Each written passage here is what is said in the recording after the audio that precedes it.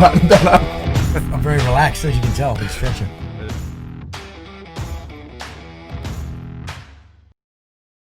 Right, hey, that was a sick podcast with Nigel Birch and Veteran Hunts Australia. Guys, you're going to have to suffer through this, but we've never done an advert that doesn't need spruiking. Starting next Monday, barbecue2remember.com goes live. Barbecue to Remember is the campaign that Swiss 8's put together. We're partnered with the RSLs. Federal government's having a barbecue. It's all for Remembrance Day. We missed Anzac Day this year. We're not fucking missing Remembrance Day. We wanted to do something, and we were like, all right, COVID might still be in effect. It might not. What can we do to bring people together, have a beer, talk shit, mental health the way that knock-around dudes do, and that is having a barbecue. So we put together the campaign. It's called A Barbecue to Remember. You'll find all the info on Swiss 8's social media. Monday, the 5th of October, barbecue, BBQTO remember.com goes live. Go and have a look. All the info's on there. And the campaign's going to get a little bit sexy the next weekend. We're doing a barbecue with Wendell Saylor. Mate, it's good to have you on the show. Anyway, you with an experience in, I read your bio. Holy shit! I don't think anything in the shooting, hunting, outdoors environment that you haven't gone and done in your time on this planet. Do you want to take us through a little bit about that yourself, as opposed to me reading your bio? Well, there's still plenty to do out there. There's a world of hunting out there, way more than I'll ever get to do in my lifetime. But I'll give it a try. We'll get through as much as we can in the next few years while I'm still able to do it. Yeah. You guys are a lot younger. You can like, the world's your oyster at the moment with hunting. That you can go anywhere and do anything pretty well. You know what I mean? So once we get through the COVID thing, things will open up. So it'll be good. We had trips planned this year to Africa, to the UK, and to New Zealand. New Zealand was to hook some things up for veteran hunts, and so were the others too. But there was also some personal stuff in there. We've just virtually had to shelve that this year, but so next year could be full on. Apart from work as well, it's trying to fit all that stuff in. So, bio-wise, virtually, I guess, hunting since I was probably 6, 7, 8 years old. In one aspect or another, we lived in the UK at that time till I was 10 years old till we migrated to Australia. And at that particular time, we had a forest living close to where we lived. As a young kids, we got the older boys in our group to go and buy bows and arrows, which we were way too young to have. Parents didn't know about them. And they went and bought all the stuff we needed, and we used to go hunting in the forest. And that was my introduction to hunting, with a bunch of rebellious teenagers who were the older ones of our group, and there's a few younger ones in there too. So, it was the normal rabbits, squirrels, that sort of stuff. Probably didn't advance too much on that in the UK, but then when we came to Australia, Australia's a huge opportunity place for hunting. Outdoors, you want to grow up here. You probably don't want to grow up in the UK. Anything you do like that in the UK is big money. So hunting in the UK and Europe, expensive. And that's to do with culture and heritage, which we can probably go through in this potty a bit later on. Australian culture and heritage has primarily been feral species in this country. And so there's been, for want of a better terminology, open slather, really. So does that make it, when we talk about feral shooting, has it been given it a bad name? Guys just swinging off the back of a shotgun, smashing tinnies and shooting out the back of a ute? Sometimes. We've cleaned our act up over the last 40 years in Australia a fair bit. And that has an awful lot to do with the anti-side of hunting and firearms, making us actually clean our act up. So in some ways, they have a purpose in hunting, believe it or not, by keeping us honest, keeping everything clean, getting our act together really, and making sure that what we do is purposeful and honourable, and we do it well and we're ethical about it. So I don't always look at the anti side of things as a negative. It's more or less something you can bounce off and keep what you do on track. You know what I mean? And make sure we're doing that right. My bio coming to Australia came to South Australia when I was 10 years old, and my father would take us out hunting. He eventually got out of hunting himself not many years after that. But I carried on, and I've never stopped since. And like I said, being in Australia and around in an environment where there's lots of other people that hunt, especially in those years, in the 70s and 80s, probably wasn't deemed like it is now as unethical. Or, we've got a bad image at some stages here now. In certain arenas, like with the general public, we don't have an image, but it can easily be tainted. I can't understand. I mean, this is a privileged life we're living now. We've got supermarkets. Let's go back early 1900s, 1920s. People still hunted, and prior to that, if you didn't hunt, you probably weren't alive. Like you were hungry. You were going to be hungry. Do you know what I mean? Like, hunting is the historical norm, and now in the last 100 years, it's now unethical to hunt, except it's socially acceptable to go and get a steak from the shopping centre. It's probably been the last 50, I'd say. I mean, up until then, even after the Second World War, if you really wanted meat on the table, apart from vegetables, you probably went out and got it yourself. We've gone away from that, becoming a very urban society rather than rural. So we're changing from a rural to an urban society. And in the process of doing that, we lose that contact with nature, with the land, with providing your own food rather than buying your own food. So that's been a huge focus change for the way hunters are perceived. So now we've not become you're providing for the table, you are out there shooting whatever you can see. But that's only a perception that's probably portrayed by the anti-hunters. And unfortunately for the odd few that go out and actually do it and get caught doing it, and that's really detrimental to the rest of us. It's just one of those things. We've got to clean our act up. Like I said, in the 70s and 80s, we were way behind the eight ball against anti-hunting and anti-firearms people. They had it all over us, really, because we weren't structured in hunting then. We had no ethical boundaries put out by organisations like the SSAA do now. We've adhered to overseas sort of ideas on that, where we have to have a mandate that we put out there and push forward our ethical beliefs and that as to what we should hunt, how we should hunt it, how we should look after the land and the nature in it. We're trying to do that better now, but I mean, a lot of things happened in that sort of late 80s period where the anti-hunting fraternity lost their way. They were doing things that they got caught out for, and in the end, that discredited them for quite some time. What were they doing? What were they doing? Oh, look, there's incidents where they'd go out and, we hunt ducks here a lot in South Australia. In fact, some of the duck shoots, we go on a quite extensive duck shoots. We can have 600-700 hunters on a duck shoot. And you can hunt a lot of ducks in a day. But I mean, when you consider you might hunt a few thousand ducks in 2 hours of a morning, when you consider in those areas, the Department of Wildlife can see 1 million ducks flying to those areas in one day, you're taking such a small fraction of the population out of that. And when you consider the amount of ducks that actually go in a bad year up north and die from lack of water, that is just a fraction. So the anti-hunters were actually getting caught actually killing illegal ducks, ones they're not allowed to shoot, and then bringing them to be shown during the duck season and say, look, hunters are shooting these ducks. We found them. They're dead. Maybe they've thrown them in the reeds. And then the Department of Conservation were grabbing hold of some of these ducks and actually getting them tested, and they'd been killed and they'd been dead for some time.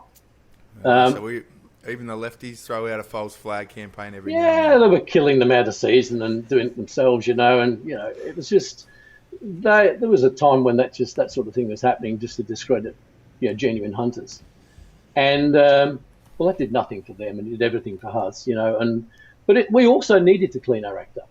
We had like I said, the hunting heritage and lifestyle here was so much different to what you have in Europe, America, Africa.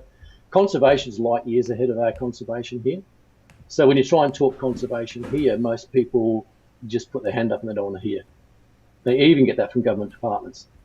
In Africa, spending time there, they're light years ahead of us. Like, not in a lot of ways, but certainly in conservation of animal and wildlife they are. US is, once again, probably ahead of them, and Europe very much so.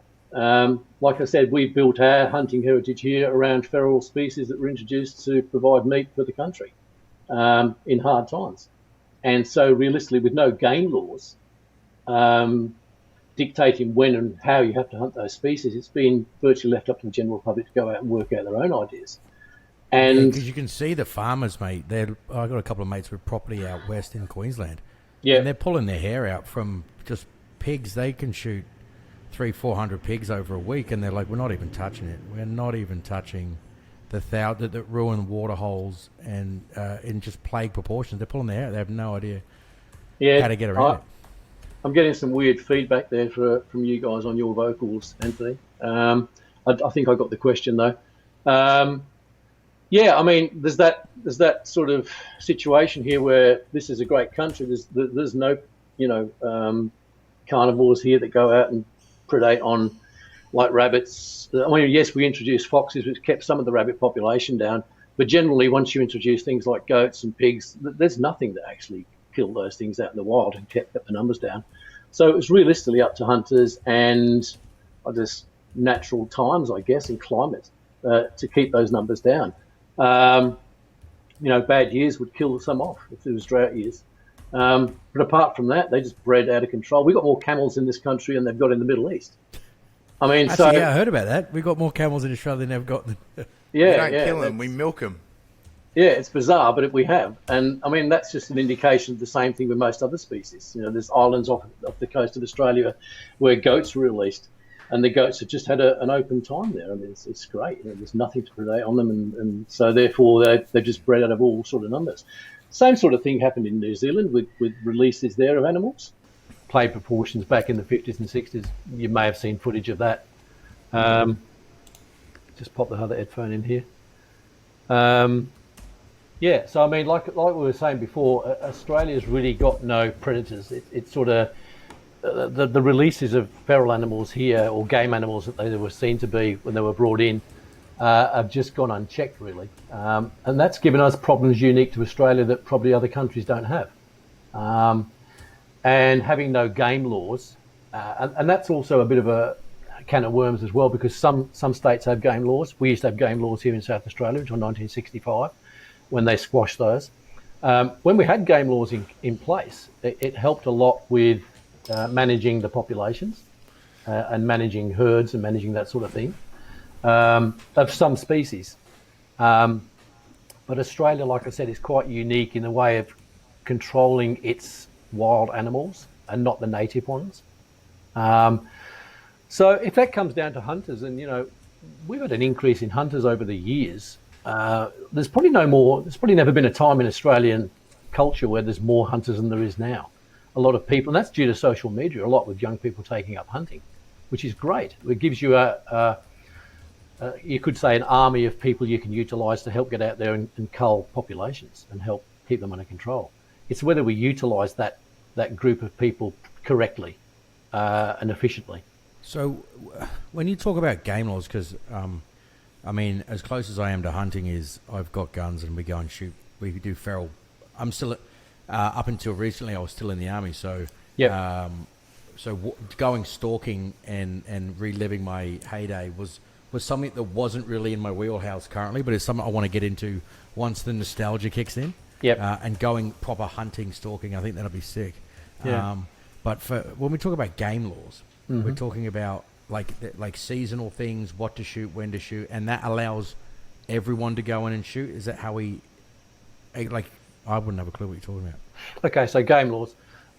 Each state, unfortunately, is different. So let's take somewhere like Victoria, probably the most progressive state, I hate to say it, in Australia, for game laws, but it probably is.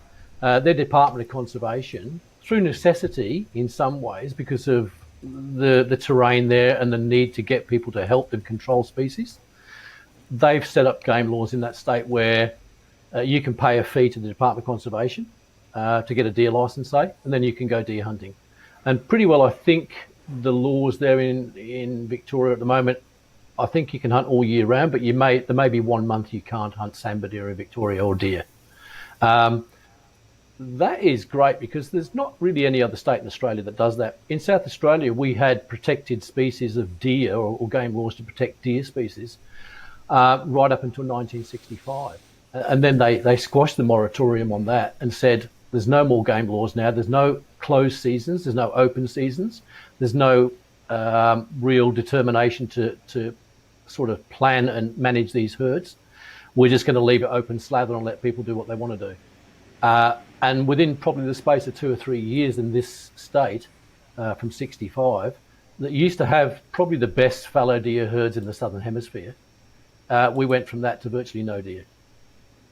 Because people were just allowed to go out and just shoot what they wanted to shoot. And that comes down to the fact, the politics of it is the fact that a lot of these animals are introduced. So the Department of Conservation and those sort of places here in Australia, they don't really want the animals here in the first place. So eradication of introduced species and game animals doesn't really come onto their radar. They don't care about them, they don't want them, and they're happy for that to happen. As hunters, we want to keep them here, but we do want to manage them. So it's always been a bargaining chip between the two groups, the hunting and the conservation, as to how we go about that. And we really haven't got our act together in regards to that, because there's no coordination between hunters, or very little here between hunters who understand quite often how you go about managing herds and that type of thing, and improving herds, and conservation, that really have no experience in that here at all. Does the SSAA still have a decent reach nationally? Like, I mean, in weaponizing, directing, and allowing hunters to come together, and or has it just become a There are branches of the SSAA that actually are involved in actually working with the government and going culling species in national parks and things like that. They've got that set up. I think in the last 20 years that's happened. That isn't huge. And we don't do that anywhere near the amount we need to help the departments of conservations right across the country in different states keep numbers under control. In fact, we probably don't have, if we're realistic about it, the amount of hunters in this country to be able to do that. So, you're always going to have to look at other means and methods to actually keep animals under control apart from hunting as well. So it's a complicated process in this country trying to work out a viable, soluble sort of means of producing hunting for hunters, keeping people like the average person happy about it, farmers happy about it, Department of Conservation happy about it. There's a lot of people to keep, land management, habitat. You've got to bring all that in, but there's no group really that sort of sits down together and discusses on a nationwide basis how you go about doing that in Australia. Contrary to, places like, say, Germany, UK, France, Poland, places like that have stringent game laws on their species. And the hunters sit down with regulatory bodies and the government bodies, and they work out how they're going to manage their herds. We don't really have an initiative here to do that, because we don't really care too much about them, to be honest. Go on. That's what I was going to ask. Is it Australia doesn't have those rules because it's not a big enough problem yet? No, it's a big enough problem, but we don't have those rules because, like I said, Department of Conservation would prefer no feral species in Australia. Hunters want some game animals to hunt. And, we see that also because we're restricted to actually hunting native species here. If you want to go out and procure natural meat from the wild, hunters rely on that to actually go and hunt game species or introduced species. And we're in conflict all the time with Department of Conservation, always have been, with the fact that Australia really doesn't want them. They don't want them here. If they could eradicate all the species that were introduced tomorrow, they'd do it. And it would only help the native species and the habitat in this country. But as hunters, well, naturally, we don't want that. We're fighting to maintain some semblance of a hunting culture or develop one here, and for that we need species to hunt. Because we're talking when you want to keep these species and these game animals, when there is a stalk and you have to walk, because you walk in, eat what you slaughter everything and you eat what you kill, because that's a whole nother process that you sort of do with veteran hunts, isn't it? And I think that process of learning that skill, and we're about to get into like that mental health piece, but when you go from I'm eating this and I had to walk 20 k's, I had to sit on a hill in the pissing rain for 3 days to find whatever. There's a process of food through purpose, and we're already doing it, and the benefits that it has on mental health are monumental. And so having game animals to hunt and not just go and shoot roos in a paddock would be a massive loss in the mental health space. Sure, it definitely is. When you think about it, it's always been, this is old-fashioned according to modern day thinking, as far as sexism, but the thing is, it's always been a man's pride to be able to go out, procure food and put it on the table. That's a basic thing that we've had for thousands of years. Man goes out, hunts, brings home food, and it's prepared and the family sits down and eats it. That's never been lost in the nature of humans, but we're distancing ourselves from that if you live in urban areas. I think country people tend to have held on to that so much more because they understand the process. They live in the area where the food comes out the fields. It gets processed, they eat it, and a lot more goes off to, supermarkets for people to purchase. But the nature of humans and man realistically is to actually, the pride in going out and actually securing your own food. It's basic. It's as basic as it gets. And there's nothing wrong with that. And we've probably got to understand that we should never back away from actually owning up to what we actually love doing and what we like doing and what makes us feel good. With the veteran hunts type of thing, and the mental health of veterans, look, if we go through that, that's probably steering a little bit away from hunting and probably getting onto a different subject. But the initial thought of starting veteran hunts was to actually share a lifestyle with veterans, and a lifestyle that gives them something away from the daily grind that actually has a lot in connection with their military service, more than what you probably think. The skills you learn in the military, probably 80 to 90% of those skills you're going to use out in the bush when you're hunting. And so that's familiar to veterans. All those things you'll be doing are familiar to veterans. And it's probably, in some ways, there's times when you're out doing exercises or on operations and you hate being out there. And that's no different when you're hunting. You can be out there and you can be in really shit conditions. I've been out in blizzards where they haven't been able to get us out by chopper, and we've been stuck out there with no food for days. And that's just part and parcel of hunting. But it's just, you put up with those things. But overall, the experience is amazing, So mental health for veterans, it's about providing a break away from. We all know what the grind is within the military, but the grind when you leave the military is for the rest of your life. Your military career may go on for 5, 6, 7, 10, 20 years. But after that, the grind continues until you eventually get out of work altogether. But that's a long period of time. So, facing the grind every day and then family life, recreation provides an enormous outlet for somebody's mental health space.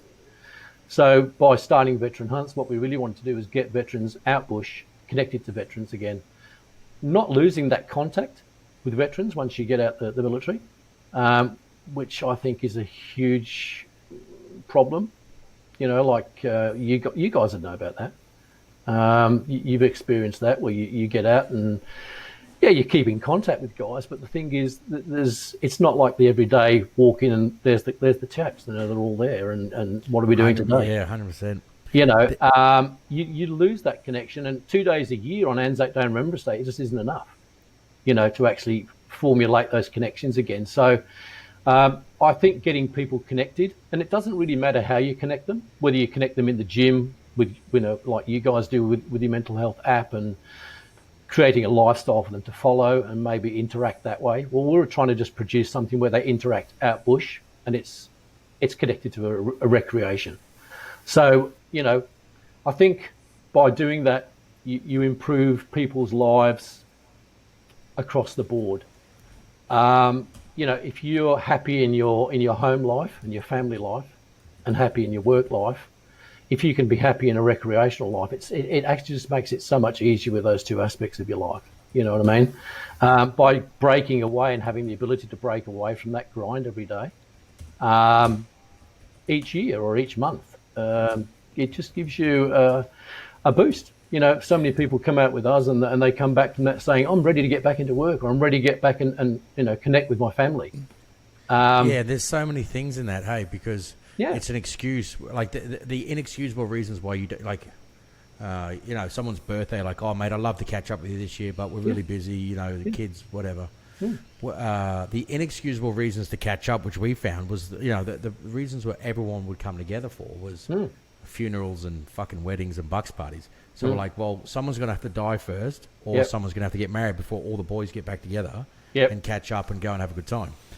So and we're running out of people to get married. So marriage is a shit idea. So funerals it is. So you're just like, oh, well, let's do funerals. So what you're saying is really there's only one of those three options you're interested in. But to go shooting, to go out and go and have an activity where they enjoy going and doing it, they're learning new skills.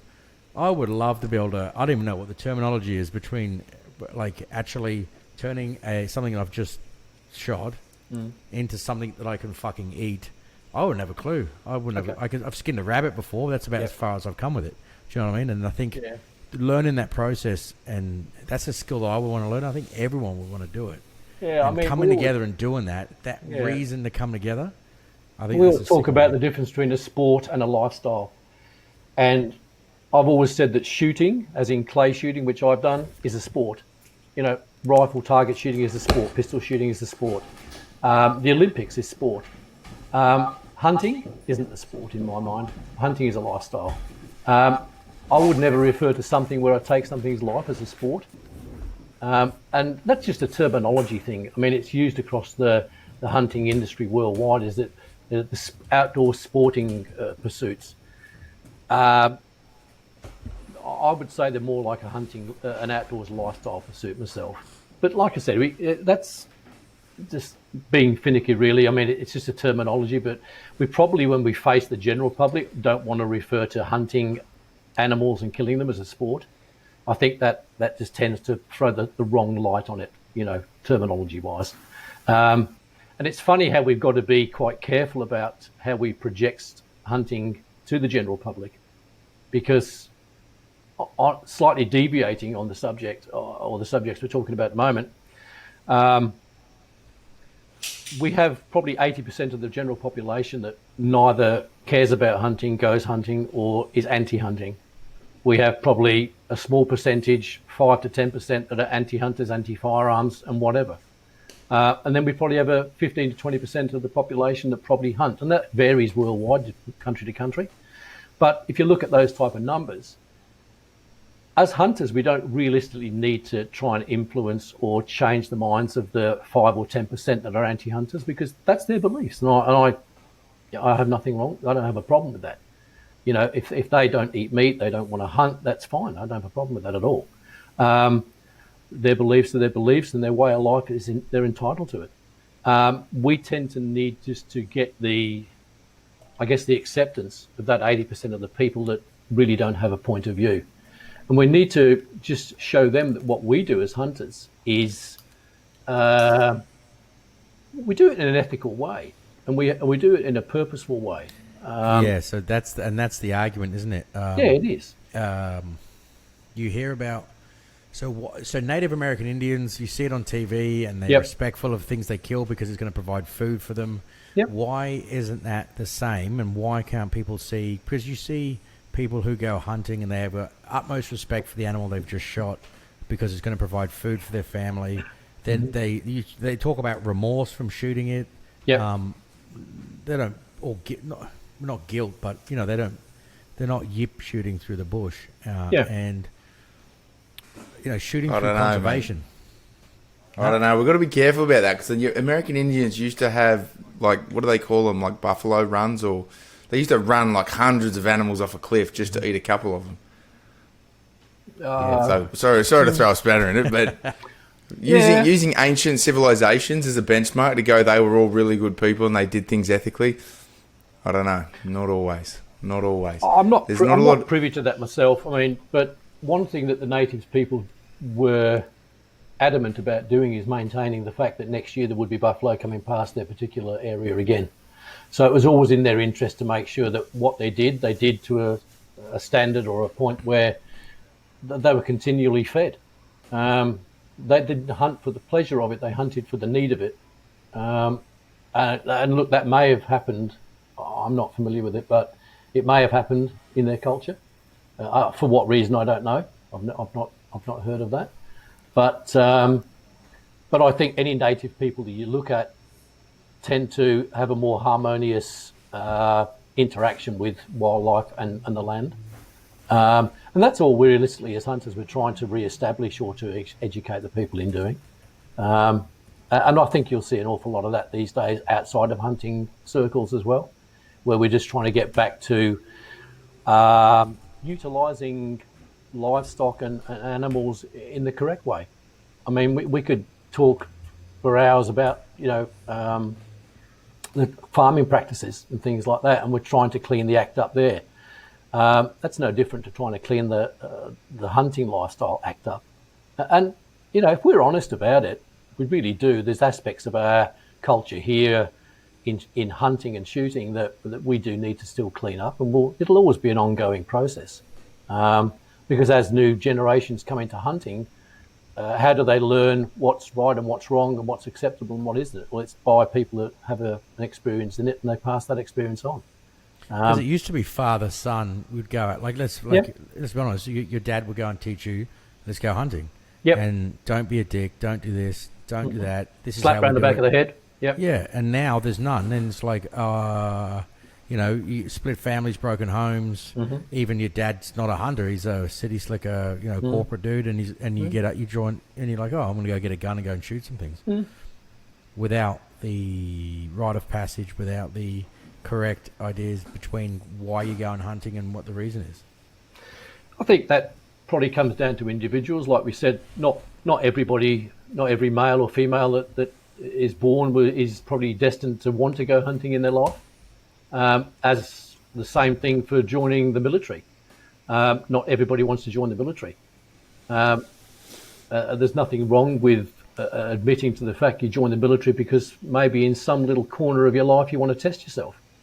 That's something that probably people tend to stay away from discussing. And I understand that fully because they're circles that you can only discuss that issue in. There's limited circles, and nobody else will understand that. If you look at the fact that they talk about the warrior creed, trying to explain that to somebody that doesn't get it, doesn't have it, is impossible. It's the same with hunting. Try and explain to somebody why you go hunting, and if they don't hunt and have no concept of it or any interest in it, you're probably not going to convince them to go and do it. All you really want to do is get them to understand why you do it. And then, as far as hunters go, we need to show that we are actually doing it in a civilized manner, and we're doing it for the right reasons. But that's, that also is an individual's responsibility, I suppose. My views on hunting and my ethics will be different to yours. We have to understand that, what you see as hunting and shooting might be different to what I do. I mean, as a guide years ago in the 90s, I found myself guiding people that I'd look back and think, this doesn't cut it with me. That's the unshiny part of the guiding circles. This is guiding in Africa, was it? Yeah, guiding wherever. We used to take people wherever they wanted to go. So if people contacted you and wanted to go to a certain place, if you had options in those places, you could take them hunting. So we'd guide in New Zealand, Australia, Africa, wherever. Holy shit. So, we had a place, a friend of mine who was my partner at the time in the first safari business we had. We hooked up a place in Montana and Wyoming on the corner on the borders there for hunting whitetail and pronghorn and mule deer. So we had lots of options to send people to places where we wouldn't necessarily go and guide them, but they'd send people to us. So once you're in those circles, you actually, like we were saying when we first started chatting, there's a whole world of different species out there for you to hunt. And you may hunt with a guide or 10 different guides in your life. And at any given stage, what you want to hunt, one of those guides will probably be able to provide you with a hunt for that. So you tend to help each other, produce those options, that's all. But so where did you take people on? What are some of the memorable sort of hunts that you would have done because Africa has a draw as well to it? Like, are we talking rich guys going Cecil trophy the Lion. hunting, Cecil the Lion? What's it? In Africa, probably at the time that I was there last in the 90s, an average elephant hunt would have probably cost you between 30 and 50,000 US for the trophy. Ooh. So that's not accessible to everybody. Can we just dig into that a bit? Who the fuck wants to shoot an elephant? That doesn't make. Do you eat them? Does anyone eat an elephant? I guarantee you, within about an hour of you shooting that animal, and it's on the ground, it's all gone. From what? So are we talking people? Locals? Are we talking locals or? Yep. Locally, yeah. But so. Oh God, yeah.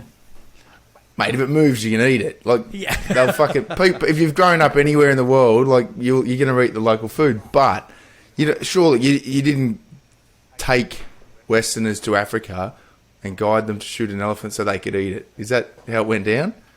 Pretty well every day in Africa at the moment. There's somebody hunting an elephant. And to eat though. But it's good because they're doing this. It's through conservation and it's actually working. Hey, Nigel. Yeah, definitely. Yeah, I mean, I was watching a program this week. Myself and Lana were regarding elephant poaching, and it was predominantly about Uganda, Tanzania, and the Congo, and and Kenya. Well, Kenya's probably got the worst situation with its wildlife, and it has for the last 20 or 30 years in Africa. Populations are dwindling there. They don't know what to do about it. I mean, and it's the only place in Africa that you can't hunt at the moment. So there's no funds generated through hunting, which is probably the pursuit that generates the most funds there, to actually put back into the wildlife. So whenever you get wildlife, whenever it ceases in a certain country, the wildlife will actually depreciate and the numbers will depreciate. That might be hard to understand, but I mean, where there's hunting for elephant, lion, the big five in Africa in the southern countries, there's probably more elephant, lion, and rhino in those places now than there were pre-hunting, because the money that's generated for that to actually put back into it. Well, if you want to stop poaching in a certain place, you make a situation where the general population there, the general natives, are actually getting more out of the fact they don't kill the animals than if they do. So the campfire scheme in Zimbabwe, that was something the Safari Club were involved with back when we were there. Every time an elephant was taken, something was going back to the general, community there. There was schools being built. There was whatever from the money that was. You can imagine if you're hunting so many elephant. We got an option of hunting 70 elephant in Kruger Park back in about 93, 94. They wanted 70 elephant culled and 800 giraffe. And the contract was offered to a friend of mine who's a professional hunter there. And the premise was that they went there and they shot these elephant and giraffe and left them. Now, that's not such a major drama. Everything gets eaten in Africa. Whether, there's plenty of stuff there that'll eat it if you shoot it and leave it. The trouble with that is that if you bring in hunters to hunt 70 elephant, which you're going to kill anyhow, and you generate thousands and thousands, if not millions of dollars from that, you actually create an environment within a community and the wildlife organisations that can actually put that money back into it and do a lot of good with it. You don't have that if you just kill them. So the guy that took the contract that I knew actually in the end turned around and said, I'm not interested in this unless we can utilise the resource and make some money out of it. And that's not necessarily, yes, it does fund hunters and guides in Africa, and it does fund a lot of other communities that actually, when you drive through an area, you buy food, you buy equipment, you buy petrol. Those communities all benefit from hunting in lots of different ways, not just the actual trophy fees to hunt an animal. All right, can I jump in with some questions because I've got to push back on a couple of these points. I've got to play devil's advocate. Yep. I agree with a lot of conservation concepts with hunting. I love the idea of hunting. Definitely hunt myself. Yep. But as soon as if you got too many kangaroos and they're causing drama to everything, go and murder some kangaroos. Yep. Murder's the wrong word. I know. I'm using it for a point. That's fantastic. That works in my mind. It works. It's balancing the ecosystem. Yep. If you're going over there to shoot elephants, and the conservation aspect is you give a lot of money to local communities so they can build schools. That in my mind is fucking gross. What you're doing, capitalism's going to take over, and it's going to say, all right, we gave them money, 50 grand to build a school. Now they want to kill 4 more because they need 200 grand. So they're inviting people to kill more. Eventually, what's going to stop greed taking over, as in humans it always does? And then we end up decimating elephant populations because the local conservationists see the value in monetizing dead elephants. And you're asking me what stops that? Is that happening, or is that a possibility? So we come back to something that we were discussing in Australia, game laws. So game laws in Africa, they will know exactly how many elephants in that area they can hunt that year, and that culls down the numbers to keep it land manageable.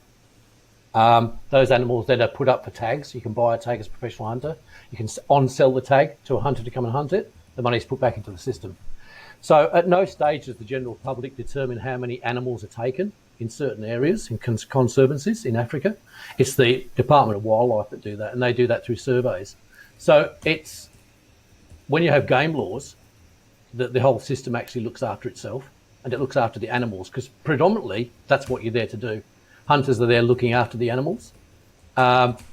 Maybe not the hunters on the ground themselves, but certainly the people like the guides, the professionals that do that. It's their responsibility to make sure they work with the Department of Conservation to make sure that land habitat meets wildlife numbers, meets population needs.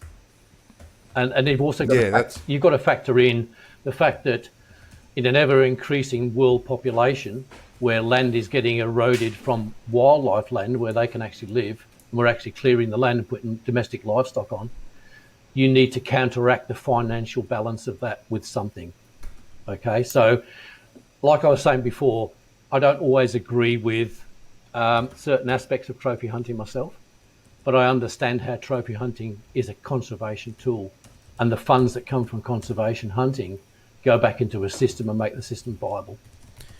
Yeah, I see. And sorry, I mean that's the way it's always been explained to me, and I guess that's the way it's been explained is that the money from hunting. Say you pay 50 grand to go and kill a lion. You're gonna the perfect world. You kill an old lion. He's on the way out anyway. That 50 grand then goes into conservation of lions. That makes sense when you explain it like that. Tick. I'm all for it. Agree with it. When you say that, give me 50 grand, come and kill a lion. Well, I mean, as soon as you say elephant, I start to go, well, I don't know if I can do that. But as soon as you say, give me 50 grand, come and kill a lion, that money's going to go into the local community. I'm like, oh, that's a slippery slope. When it's going back into the conservation of animals, yes, going into the local community. I mean, the road to hell is paved with good intentions. Like every time someone has done something to funnel money to boost a local community, it ends up with greedy politicians, greedy warlords, greedy someone at the top of the food chain going, let's kill a couple more. They won't notice, and we'll get an extra 100 grand, or we need to build a new whatever mechanic for my gold Ferrari in the middle of Africa. Let's kill another. Obviously, shit example, but let's kill a few more this year so we make some extra money. And that's where, like, I agreed with the original explanation I got for conservation hunting. 50 grand, kill an animal. That 50 grand goes to saving the younger animals. Good to go. When it goes into anywhere else, I just think it's a dangerous game to play. So what you're doing with the actually improving the living lifestyle and whatever of the general population and communities in Africa is you're actually investing them. And they have a different concept on hunting as what we do naturally. You know what I mean? Where our natives, where we lived in Africa and where we worked in Africa, their payment a week was or a month was 2 milli bags of oats and their medical expenses, and that was it. They weren't allowed to eat meat. They weren't allowed to be given meat, and so therefore anything they got was from us. Do you know what I mean? And the reason that they brought in that type of rule was the fact that they didn't go out there and poach the wildlife, because they're indiscriminate and they don't manage it. You know, we actually have created a world where humans dominate this land space, all right? So we've created an unnatural world for the wildlife to live in. And so we have to actually manage that relationship these days between wildlife and human populations. So it gets quite intense, really, when you're talking about how do you do this. So by investing those people in the process of what you're doing with game management, the wildlife gets to live properly. You can manage the area properly. You know, we're hunting areas at the moment where we could actually manage a certain area, but outside that area we can't. Makes it increasingly difficult to manage those herds and habitat, because outside of the areas we hunt, it's just open slather. And open slather doesn't work. Game laws do. You know, game management does.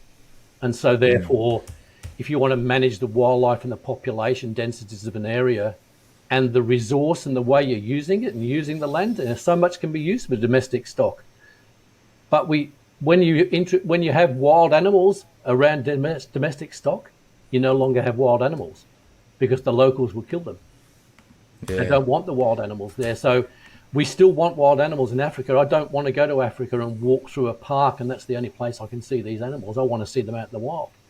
But we need to maintain the wildlife numbers, but we also need to maintain the wildlife habitat.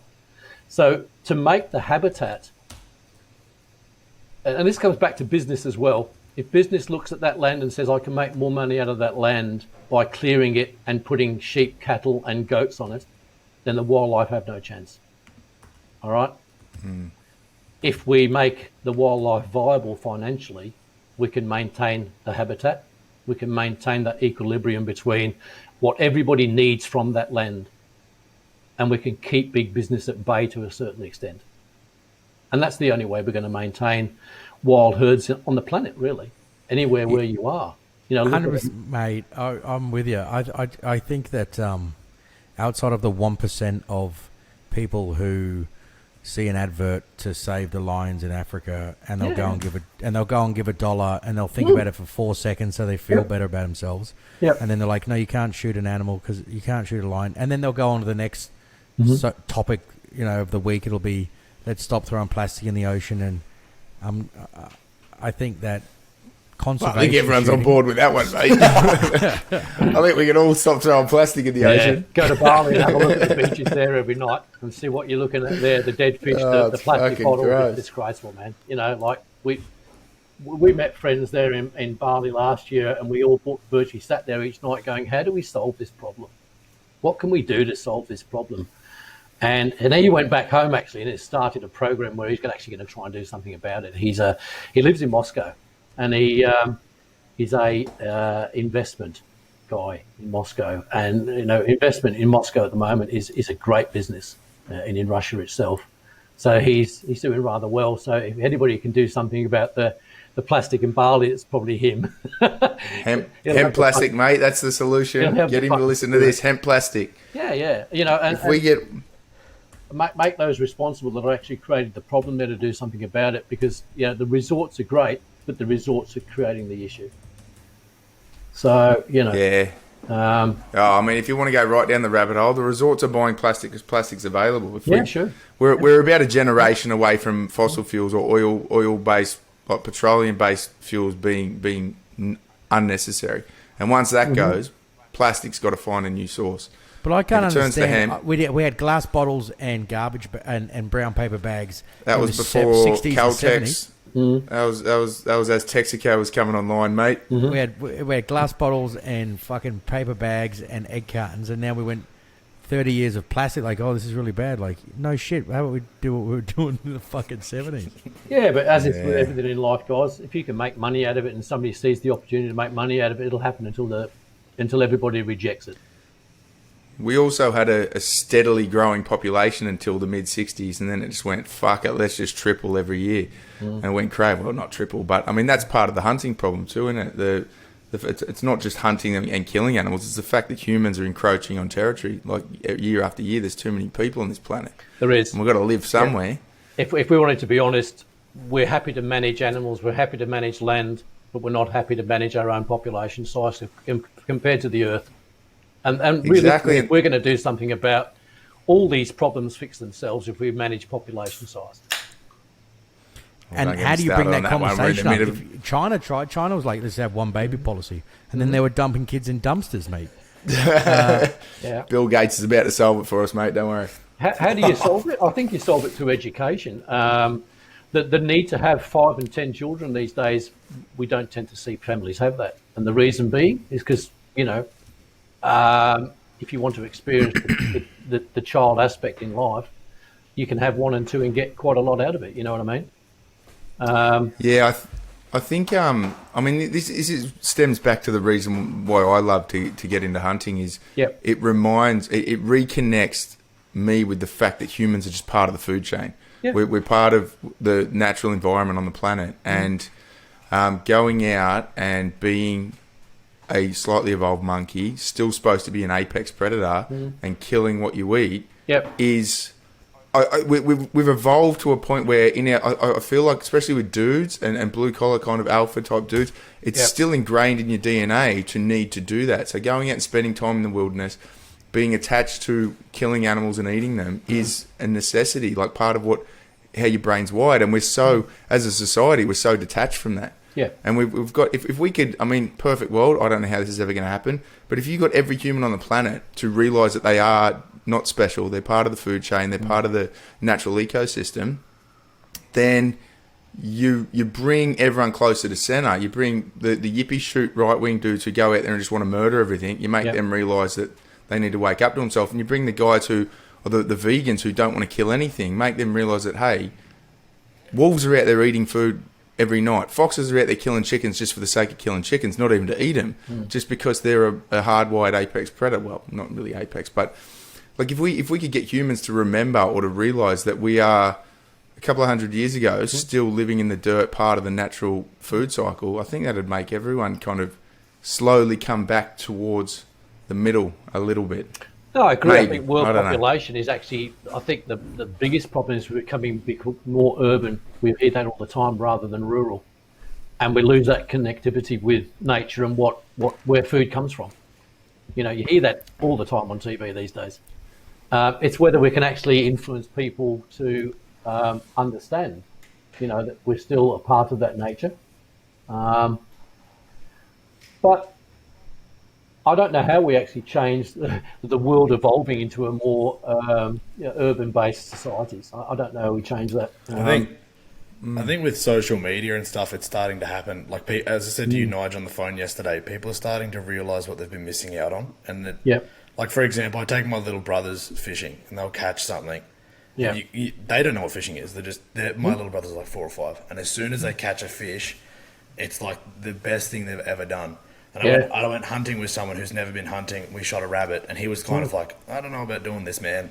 And we shot a rabbit, and he was instantly, you could see his face, was like, yeah, we just fucking shot a rabbit. We're going to eat it. It's going to be sick. And I was like, yeah. It's like, it's hardwired, but when you are showing the path through social media or however you get there, with people like yourself who know what they're doing, do it ethically, when you get there, people go, oh, it's actually not bad. This is actually quite kind of good. And we're, eating what we're catching, and we're doing exactly what we've been doing for a fucking long time. Yeah. Well, I think if you've seen on TV now, there's a shift with chefs to actually, in the last 5 years or 10 years, to become more organically orientated and actually go back to the land and show people where their food comes from, be more selective about where they get it and what it is and how natural it is rather than, genetically modified sort of food. So a lot of those things are coming back. I think this COVID pandemic that we've had has probably helped people realise a little bit too about what's important. We've not been able to travel as much, so we've sort of probably been more family orientated. And I think a lot of people have actually, been influenced by going hunting and looking to procure their own food in that time. I can't put a reason down to why that is, but there's certainly been a lot more interest from people that I know to do that.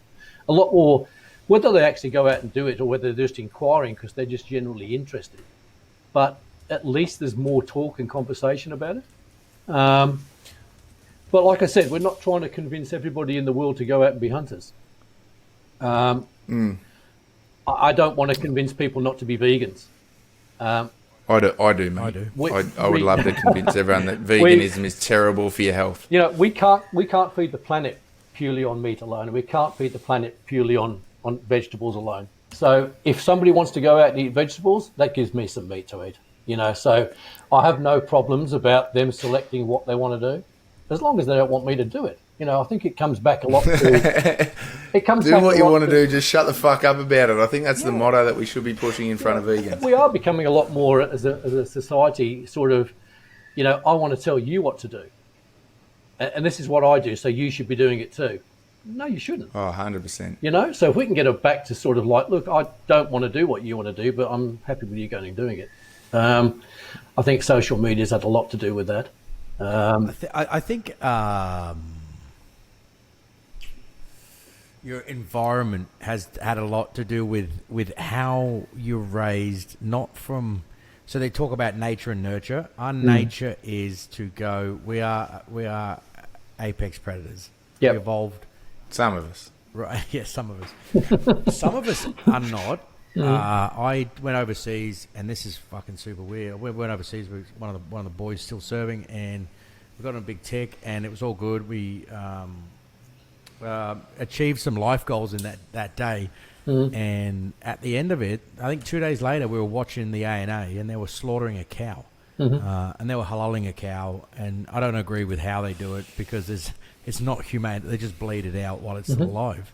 Yeah. But I was like, oh, this is fucked up. And I was like, hang on, you just shot someone in the face 2 days ago, and now you're a little bit upset because someone's killing a cow in front of you. Like, that is pure environmental conditioning. And people don't like doing it because they can see a packet of food in the shelf. And like, it's social, it's your separation from the point of killing it. Then you can be like, well, yeah, it is a cow, or it's just meat, and I actually have no association with the cow that was in the paddock. I guess you're seeing it from your perspective and your upbringing. The more you travel in the world, the more you see how people do things differently. And the more you learn to understand that, you know, look, maybe it's not the way you do it, but you probably should accept the way they do it. And it is hard sometimes when you base what you're seeing as cruelty. To actually say no. When I was in South Africa in the 90s, and I was seeing how the blacks were treated prior to Mandela taking over, and we were there just before the elections, and I was working with a bunch of people out in the bush, and the way we were treating, or I wasn't, but the way that the blacks were being treated, to me that just seemed all wrong. I had a real big problem with that, and I'd voiced my opinion about it. Which didn't always go down very well, but it was just too bad. It was brought to my attention that you just can't come into the country and within 2 weeks ascertain how the whole thing works and then expect everybody to work to what you believe. You know what I mean? You've got to go into a place and understand why things are the way they are. But that comes back to being a little bit ignorant and a little bit self-important and going there and thinking, everybody here should live the way I think they should live. And everybody should do what I do. I think we just got to be a little bit more tolerant about that. I learned that a lot from going to different places and just going, you know what? I've seen that. And it's not really what I do, but that's cool. I'm not doing it. You know, they've been doing this for years, and maybe sometimes I don't understand the reasons behind how this culture has developed. You know what I mean? And so, for instance, so horses. I think me and Adrian went shooting down in New South Wales. Kill horses, mate. And that's a bad topic at the moment. Yeah, we went down and we were just going to go shooting for deer down and saw this horse, and it was like a glade. It was like a glen from a movie. There was sunlight coming through. Or maybe I remember it romantically or not, but differently. And there was these horses in this sort of little glen, and we're like, I can't fucking do it, mate. I cannot shoot. They were horses. clean, like that light brown, pure, pristine Brumbies. You kill them, you're gonna have nightmares for years, mate. Yeah. But the Dutch I think it's the Dutch. They eat fucking horses straight up. They're like, no, we just eat them as part of our diet. So you guys haven't eaten horse? Never. I've eaten. So that's the thing. So this is where I get conflicted. I'm like, I walked into a Mongolian restaurant in Switzerland. It's where they're cooking the stuff in front of you. Horses on the menu. I'm like, yeah, I'll try some horse because I didn't have to look at a horse. I had to look at a strip of meat in front of me. It meant nothing to me. Oh, it was amazing. It tasted pretty good. Yeah, I'd do it again. But pulling the trigger when there was a horse in the crosshairs. Oh, mate, I don't know. Killing horses and elephants. And again, that's the thing. Like, I'm sitting here right now thinking, if someone came in here right now and said, "Hey, I got some elephant steaks out there. Do you want one?" I'll probably be like, "Yeah, I got to experience that." But if someone came in here and goes, "Hey, do you want to go and shoot an elephant?" I'd be like, "You're out of your fucking mind, mate. Not a chance I'm killing an elephant." At the same time, I'm fully aware this is my argument on the other foot when I say to, like, my mum, for example, walked in a couple of months ago with a new rifle, and she's looks at me like this. What are you going to do with that? I'm like, I'm actually going deer hunting next week. And she's like, why would you do that? And like, she's out, and I go through the whole conversation of her going to restaurants, eating venison. It's the same thing. And she's like, no, it's not. I'm like, you're an idiot. Yet at the same time, I think that way for all kind of game meats that I would eat. Yet horses and elephants, for some reason, my brain just can't flip the switch and go, yeah, you can pull the trigger on an elephant or a horse. Yeah. I don't know what it is. Oh, I had the same situation with a zebra in Africa. I probably wanted a zebra more than anything. And, it was all egotistical. I wanted a rug on the floor. That was, I'll own up to it. That's what I wanted a zebra for. I didn't want to shoot it and eat it. I just wanted that lovely, pretty rug. And got there, and being a horse owner from years ago, like we had horses when I was young, I never thought it'd affect me. I had no idea that when I fronted up one day to shoot a zebra that I'd have this, shit, that's a horse. And it gave me that look.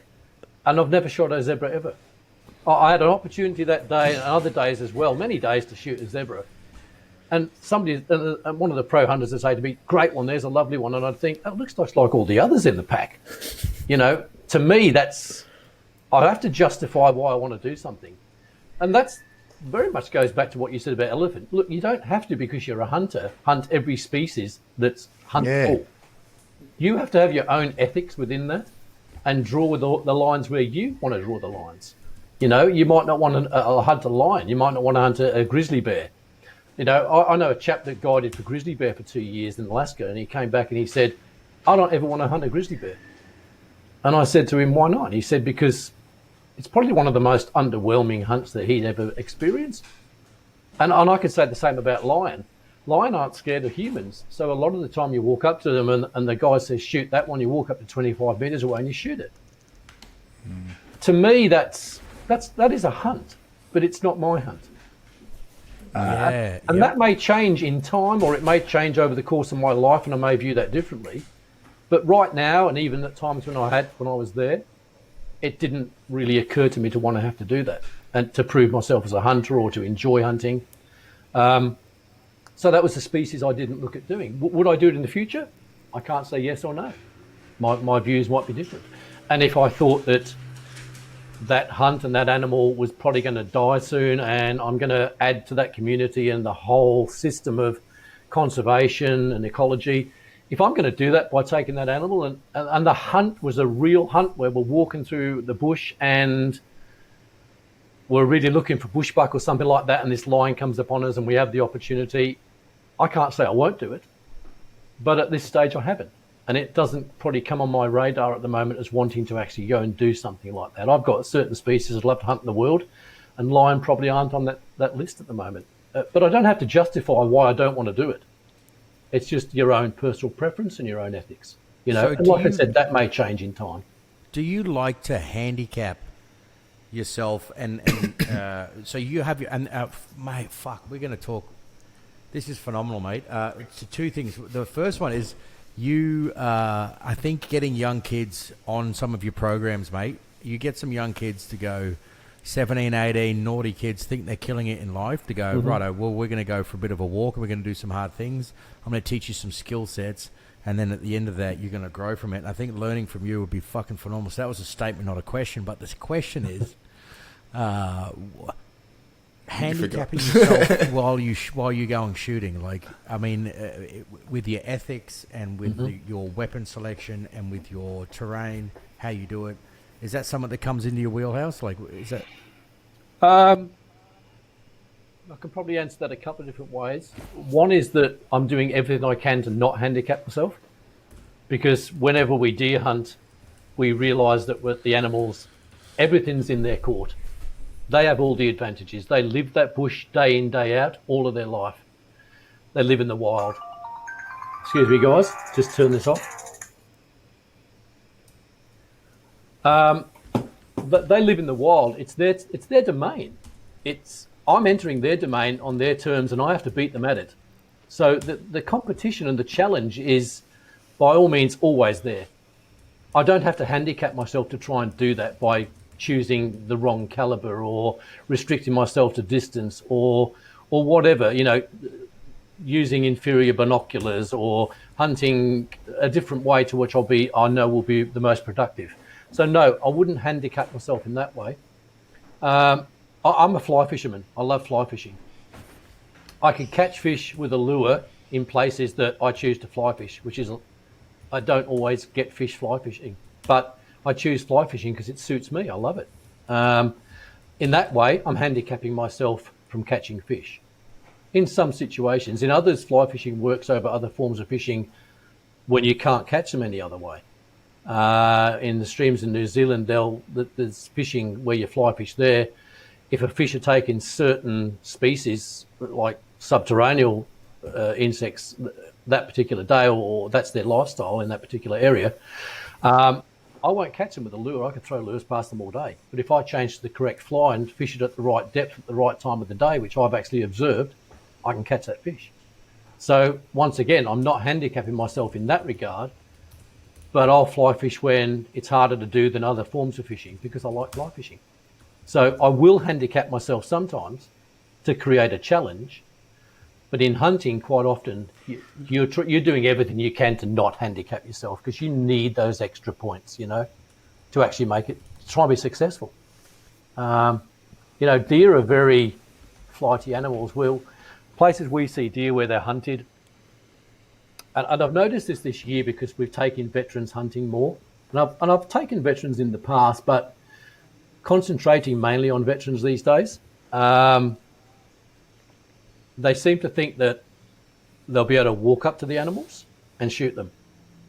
And it's a big surprise to them when they realise that, why do those animals bolt and they're a kilometre away? I said, because they smelt you, And it's like, well, I really didn't think that, I thought we'd just go out in the bush and shoot some animals. It's like, well, everything wants to live. Nothing's going to turn up on the day and go, hey, shoot me.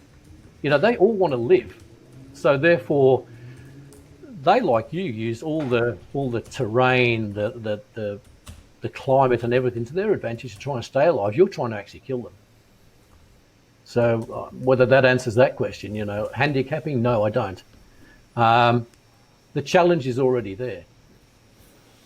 And the challenge for every species is different. So if you hunt 20, 30, 40 species in your lifetime, that's 20 or 30, 40 different challenges you'll take on that are all different. Fuck yeah. What's the optimal, like, so you're walking in, what does a shoot for people who, and myself that haven't done it, what does a shoot feel like when you're walking in? Is it a 2-day walk in? Is it you jump off the back of a ute and you walk for 20 meters, or like the stalk and then the shoot, and then do you guys butcher after you've shot? Tell me how the whole process works. Okay, so it's all species dependent. Hunting is species dependent. So from the time that you choose what you want to hunt, then the preparation starts to be successful, and the preparation is 50% or more of the hunt. So before you even leave your home, you're preparing all the information, all the equipment, all the knowledge you need to go out and be successful on that hunt. You'll know that from a military point of view. If you're going out to do a mission, it's all prep before you go. Yes, some of it's going to be ad hoc on the day as things change, but you're going to have everything covered before you go. And hunting's the same thing. And and this is why it's quite relative to veterans and ex-military personnel, is that they'll relate to that quite well. The fact that a lot of the work they do prior to going hunting is actually the prep work and the organisation to make sure that you're successful, give yourself a chance of success on that. All right. A normal hunt, say we're hunting tahr in New Zealand. All right. We know we're going to have to go and live where they are. We've got to fly to New Zealand first. We've got to, first of all, find out how we take guns in and out the country legally. We've got to have some ground knowledge there when we get there. We've got to have people on the ground that actually live that place to tell us where the herds are living, where the animals are living. Because if we go hunting there for that species, if we've targeted that species and we go there, I know guys that have been there many times and not seen a tahr or not had a chance at hunting a tahr because they haven't done that groundwork or they haven't got all these things already organised.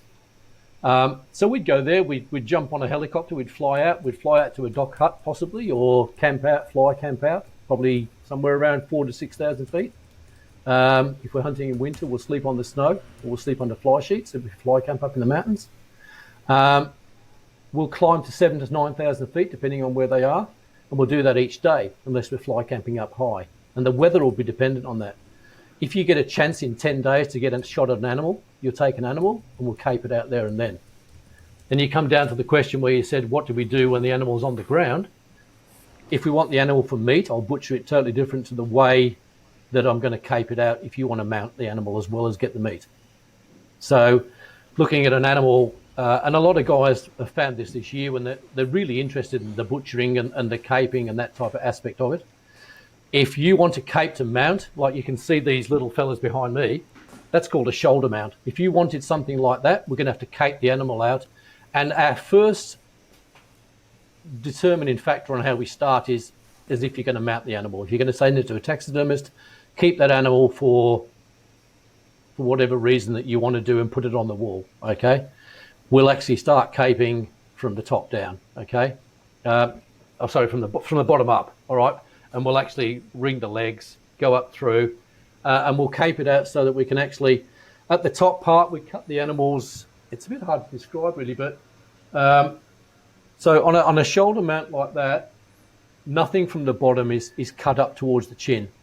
We'll cut from the top part and go up between the antlers or the horns at the top. Then we go out there and we take the whole thing out from there, and we end up with a flat piece of cape. Then we'll take the skull and we'll cut a section of the skull off which has the antlers and horns attached. They're the only things that we use in the actual remount because the rest of it's all polystyrene. Okay, and then the cape's just slid back over it. If you're butchering for meat, we'll probably do it the other way around, but then there's two options on that. If we're going to take the guts out and we're going to hang the meat, put it in the back of a truck, because there's a truck handy we can get to it, and we'll take it back and hang it up, and we'll leave the cape on. We'll just take the guts out. We'll cut it underneath between the right down the middle, and we'll actually open up the chest cavity and we'll take all the entrails out. If we're doing it in the field, I'll start from the other side. I'll actually go along the top. I'll open it from the back. We'll take the back straps off. We'll take the back legs off. We'll leave the guts and the carcass there. We'll take the front legs if we haven't damaged them too much, and we'll take any neck meat we can get. But generally then you leave the animal as it is on the ground and you walk away from it. Because if you're walking 20 k's out, you don't want to be carrying that whole animal. No. So what's the weight you would be carrying out? I know it's dependent on the size of the, you shoot an average sized deer. Yep. What average weight are we talking when we're humping? Well, I shot a red deer in New Zealand in '92, and we backpacked in about probably 12 k's into the mountains to get that, and we were up there for 7 days, and we virtually carried what we needed: food, everything, salt, the lot. So we're talking probably 3 kilos of salt to salt the cape. We took the animal on day 3. We backpacked that animal out. We took as much meat as we could, and he was 52 inches in antler length. So that's a huge red deer. Probably we're carrying out 50 kilos of meat and head. Sorry, how much? 50 kilos. And we're taking that on top of probably the 40, 50 kilos of stuff we were carrying in. So we're carrying fairly heavy packs to come out with, as well as going in with, really. So Now, you guys will know all this stuff. You've carried some packs. Yeah, but You know. that's because I got told to and I got hit with a stick if I didn't. But yeah, it's all relative. I mean, it's like, yeah, if you're backpacking in, you could be carrying easily 40 kilos of stuff, easily. But you might be carrying 60 to 80 kilos out. And then you might be doing it 2 or 3 times if it's a big animal. You know, if you hunt a moose in Alaska, you might have to backpack back to camp 3 times to get all the meat back to camp. And the incentive is you leave the head last. The incentive then is to have to go back that 3rd time to get the head, because if you're trophy hunting, you're making sure you take the meat out first. Gamify it. I like it. Yeah, That's right. You know what I mean? Yeah. If you get back to camp after 2 days and you're that knackered, you go, I'm not going back for that 3rd lot of meat. If the head's the last thing and you're really after that, that's what you'll go back for. So there's... So what's your favorite animal to hunt? Like what, or what's the hardest hunt, and then what's your favorite animal, like your most enjoyable animal to hunt? Probably, I've had this discussion with people lots. It's a very common discussion around campfires. The hardest animal to hunt is every animal, because it's no easier hunting an elephant than a rabbit, because all of those animals want to live. So most elephants are hunted from 25 to 30 feet away, because you've got such a small target of area to actually kill them with. They've got such a small brain, and the brain shot's realistically from the side the only one you're going to take. So you've got to imagine you've got a stalk within 25 feet in thick bush of an elephant. If your first shot's not good, then you're hamburger. He's coming to get you, and he'll stomp you into the ground. So that's why professional hunters are there to back you up. So if your first shot isn't good and it's the shot you get, they'll shoot straight away and that animal will be down. It's to protect you. You can't do an elephant hunt without employing 2 professional hunters, and one of them has to have a minimum amount of years experience on big game. And that's done for a particular reason. And that's why the costs are involved, because, you know, a cull elephant in the 90s was probably 30,000 US. A trophy animal would have been 40 to 50, like we said before. That sounds like a lot of money, but there's a lot of stuff that goes into that. Minimum elephant hunt, probably 21 days. So, you know, you've got to get people into those areas. You know, there's a lot of people and a lot of moving parts and cost to get that to happen. And then, like I said, you want to generate as much of that margin to go back into the ecology and the What are you conservation. shooting an elephant with? A fucking naval cannon, or? I think that my carry rifle in those days was a 375 Holland & Holland Magnum. But that wasn't even legal in some countries for elephant. The minimum standard is anything over 4 caliber. So you're talking Jeffrey or a Gibbs or something like that. Big calibers of 470s, things like that. These are like finger-sized bullets. But you need that sort of... I mean, let's face it, elephants have been shot with very small calibers in Africa when they've been poached. But ethically, you put all those things in the right places if you're going to go and try and do that. Like I said, it sounds like a really easy thing to do, to walk up to such a big animal and it's a huge target, you think, when in fact it's probably one of the smallest targets you're ever going to shoot. And so a lot of people that have these ideas about elephant hunting, they don't necessarily understand elephant hunting, you know, and the danger in elephant hunting and a lot of the things that go into it. It does sound like it's probably one of the easiest hunts. It's from people. I haven't hunted elephant myself, like personally pull the trigger, but from those that have, I believe it's the most nerve-wracking hunt of all, because you can imagine you're trying to shoot the one elephant in a pack of elephants and you're hunting to within, and plenty of stalks fail because of the wind, the fact that there's so many animals there in that herd, and one of them sees you and it's not necessarily the one that you're hunting, and then the whole herd just go and you might not see them again for 3 or 4 days. So you spend a lot of time looking for the correct animal. And you want to take out the animal that no longer is really of any use to that herd. And the same with everything else. The red deer I shot in New Zealand in '92 was going to die that winter because he had no teeth left, his antlers were going back, he was in that phase of his life. If we hadn't taken him, he would have died that winter through starvation. So to me, that's the perfect trophy. I had this is the bad side of trophy hunting, and like I said to you before, I understand trophy hunting. I understand how it fits into the conservation tool and the whole method. But we'd have people who would call us and say, I want a certain animal and I want them this size, and they'd actually tell you exactly how they wanted this animal to look. And these are people that trophy hunting to them means the trophy they get for trophy hunting.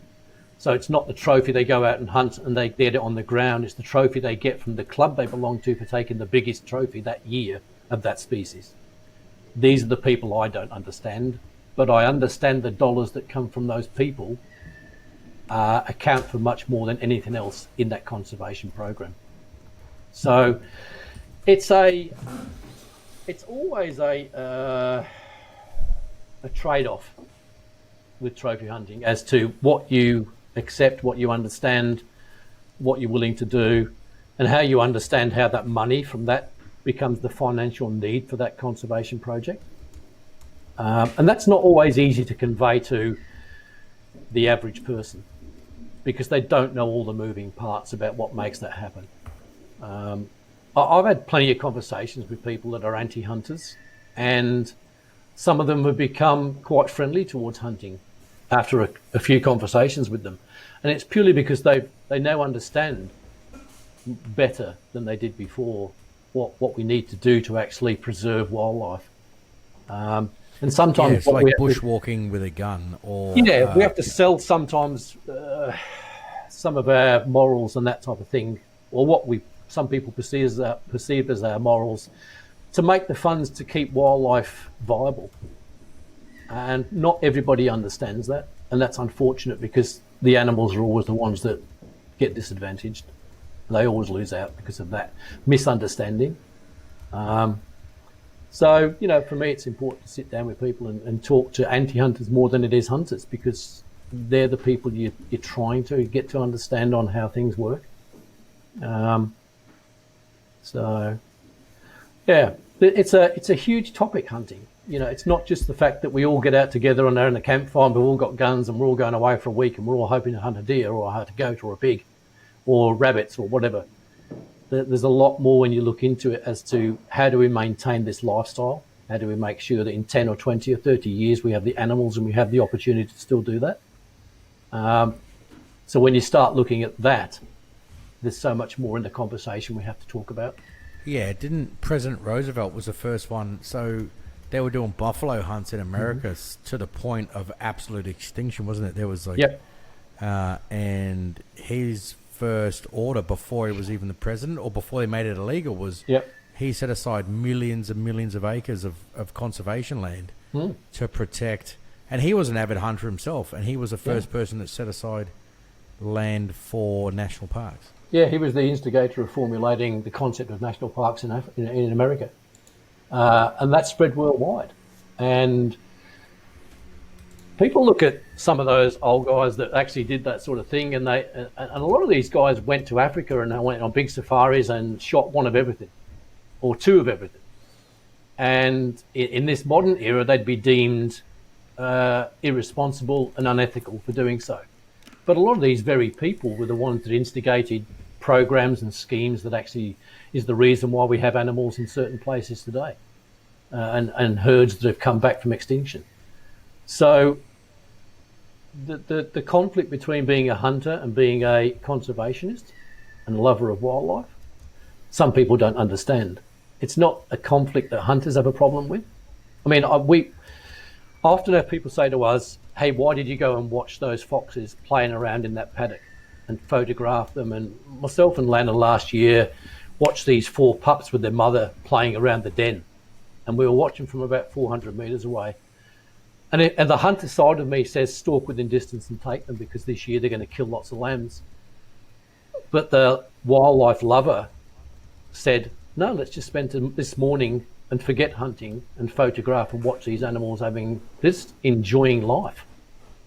And I didn't have it in me to actually try to change things that day, to let those pups play around with each other in the sunlight and watch them interact with each other is something that hunters actually, if you don't enjoy watching that sort of thing and enjoy wildlife and respect wildlife, you probably shouldn't be hunting.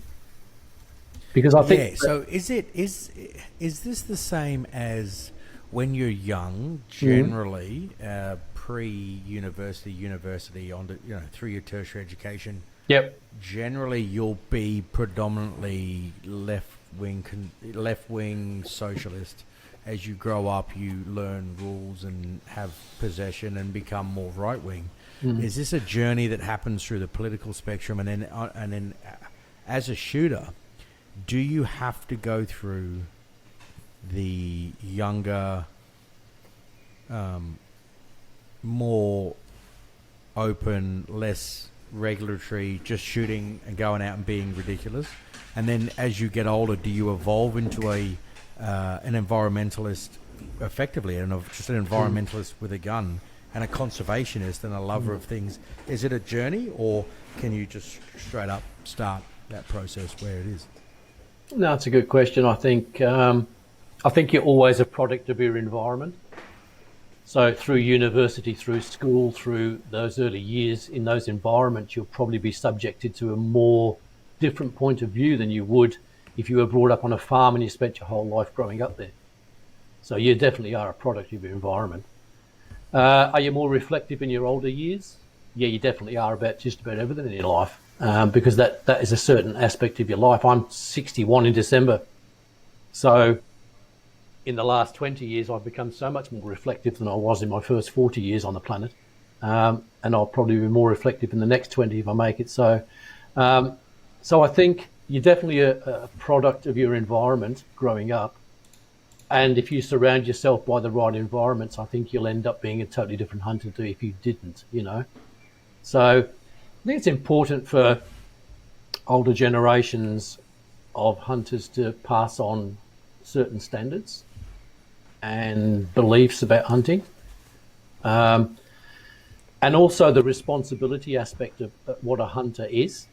That's something that I'm looking at addressing now with people that are probably coming to me later in life, in their 20s, 30s and 40s, and want to learn how to hunt. And it's like, how do I fast track this knowledge where they've got to go through all that procedure, like that early years where you didn't get to learn those things? How do I fast track them to understanding what being a hunter is, and the responsibility you have to the ethics of it, and to being responsible for making sure that wildlife thrives as a result of your hunting rather than is decimated. And then, once again, I've culled for a living too, so therefore I understand that aspect of it. And let's not put it in the same vein as like hunting and culling are different things. When we go out and cull 1,000 goats or 2,000 goats for a farmer in an area he can't get to, but it's having some devastating effect on the land, I don't look at that as hunting. That to me isn't hunting. It's a job I have to do. I don't enjoy it, and I do it. I've got a job coming up where I've got to go and cull some kangaroos for a farmer. And the only reason I've taken on that responsibility of doing it, and I love kangaroos. I mean, I've spent so much time just watching kangaroos in my life and photographing them. And they're one of my favourite animals to actually watch and understand and study. Why did I take on the job of shooting the kangaroos coming up? Because I know somebody's going to do it. I'd rather do it and make sure it's done properly. And so therefore I'm willing to do that. But it's not something I'll enjoy. It's not my hunting instinct. It's just a job I need to do because they're having an adverse effect on the orchards where they're living, and their numbers are getting out of control. So culling's different to hunting. Hunting and the ethics and the responsibilities of a hunter are something you've got to understand. And I think so. This is and leading into that, this is what annoys me. Yep. You can go out. I mean, no. As in culling and hunting, I'm down with it. 100%. I've done. Yep. But if you want to go trawling or netting for fish or just line fishing, and you are literally, there's no scope. You drop your line in the ocean, and especially when you go on a charter, you drop your line 30, 40, 50 meters, and you get a bite. You don't know what the fuck's on the end of it, whether it's undersized, oversized, whether it's a take or non-take species. Yep. You reel that thing up so fast that it doesn't get bit by so it doesn't get eaten by sharks at the mid-level. It blows its lungs, and you pull it up. It's undersized. You throw it back, not even allowed to take it. So you throw it away. Yep. That's fine. So we talk about like the 7 steps of. You see that old photo where there's like. There's a column and there's the old style of where there's plants and then there's fish and then there's animals and obviously humans are at the top of this cylinder of evolution. Why? But fishing's acceptable. Fishing's perfectly acceptable. Or we can go and trawl. We just drag a net through the ocean and we'll pull everything up and we'll pull it into the boat. But going hunting, being selective about what you're shooting, what you're taking. Or doing it for a reason, I can't understand. That to me is purely based on a naive society that's in a pigeonhole. Well, I think you're crossing over into different sort of things there. I think business is something where they mass fish for, and they don't worry too much about the environment. It's about getting the quantity of produce in. As a fly fisherman, I guess I'm attracted to that because it's more of a hunting of a fish, individual fish. We'll look out, we'll go and try and find fish in areas. We'll understand the rivers. We've got to learn about the rivers. We've got to learn about the food that they eat, and at particular times when they eat it. So you're hunting a species. You're hunting a particular fish quite often in a pond or in a flow, and then you're going to work out how you're actually going to get that fish. And that's probably why it appeals to me more, is because I'm actually hunting a species. I'm hunting a particular fish. So the hunting aspect comes into it there rather than just procuring fish for the food table. You know what I mean?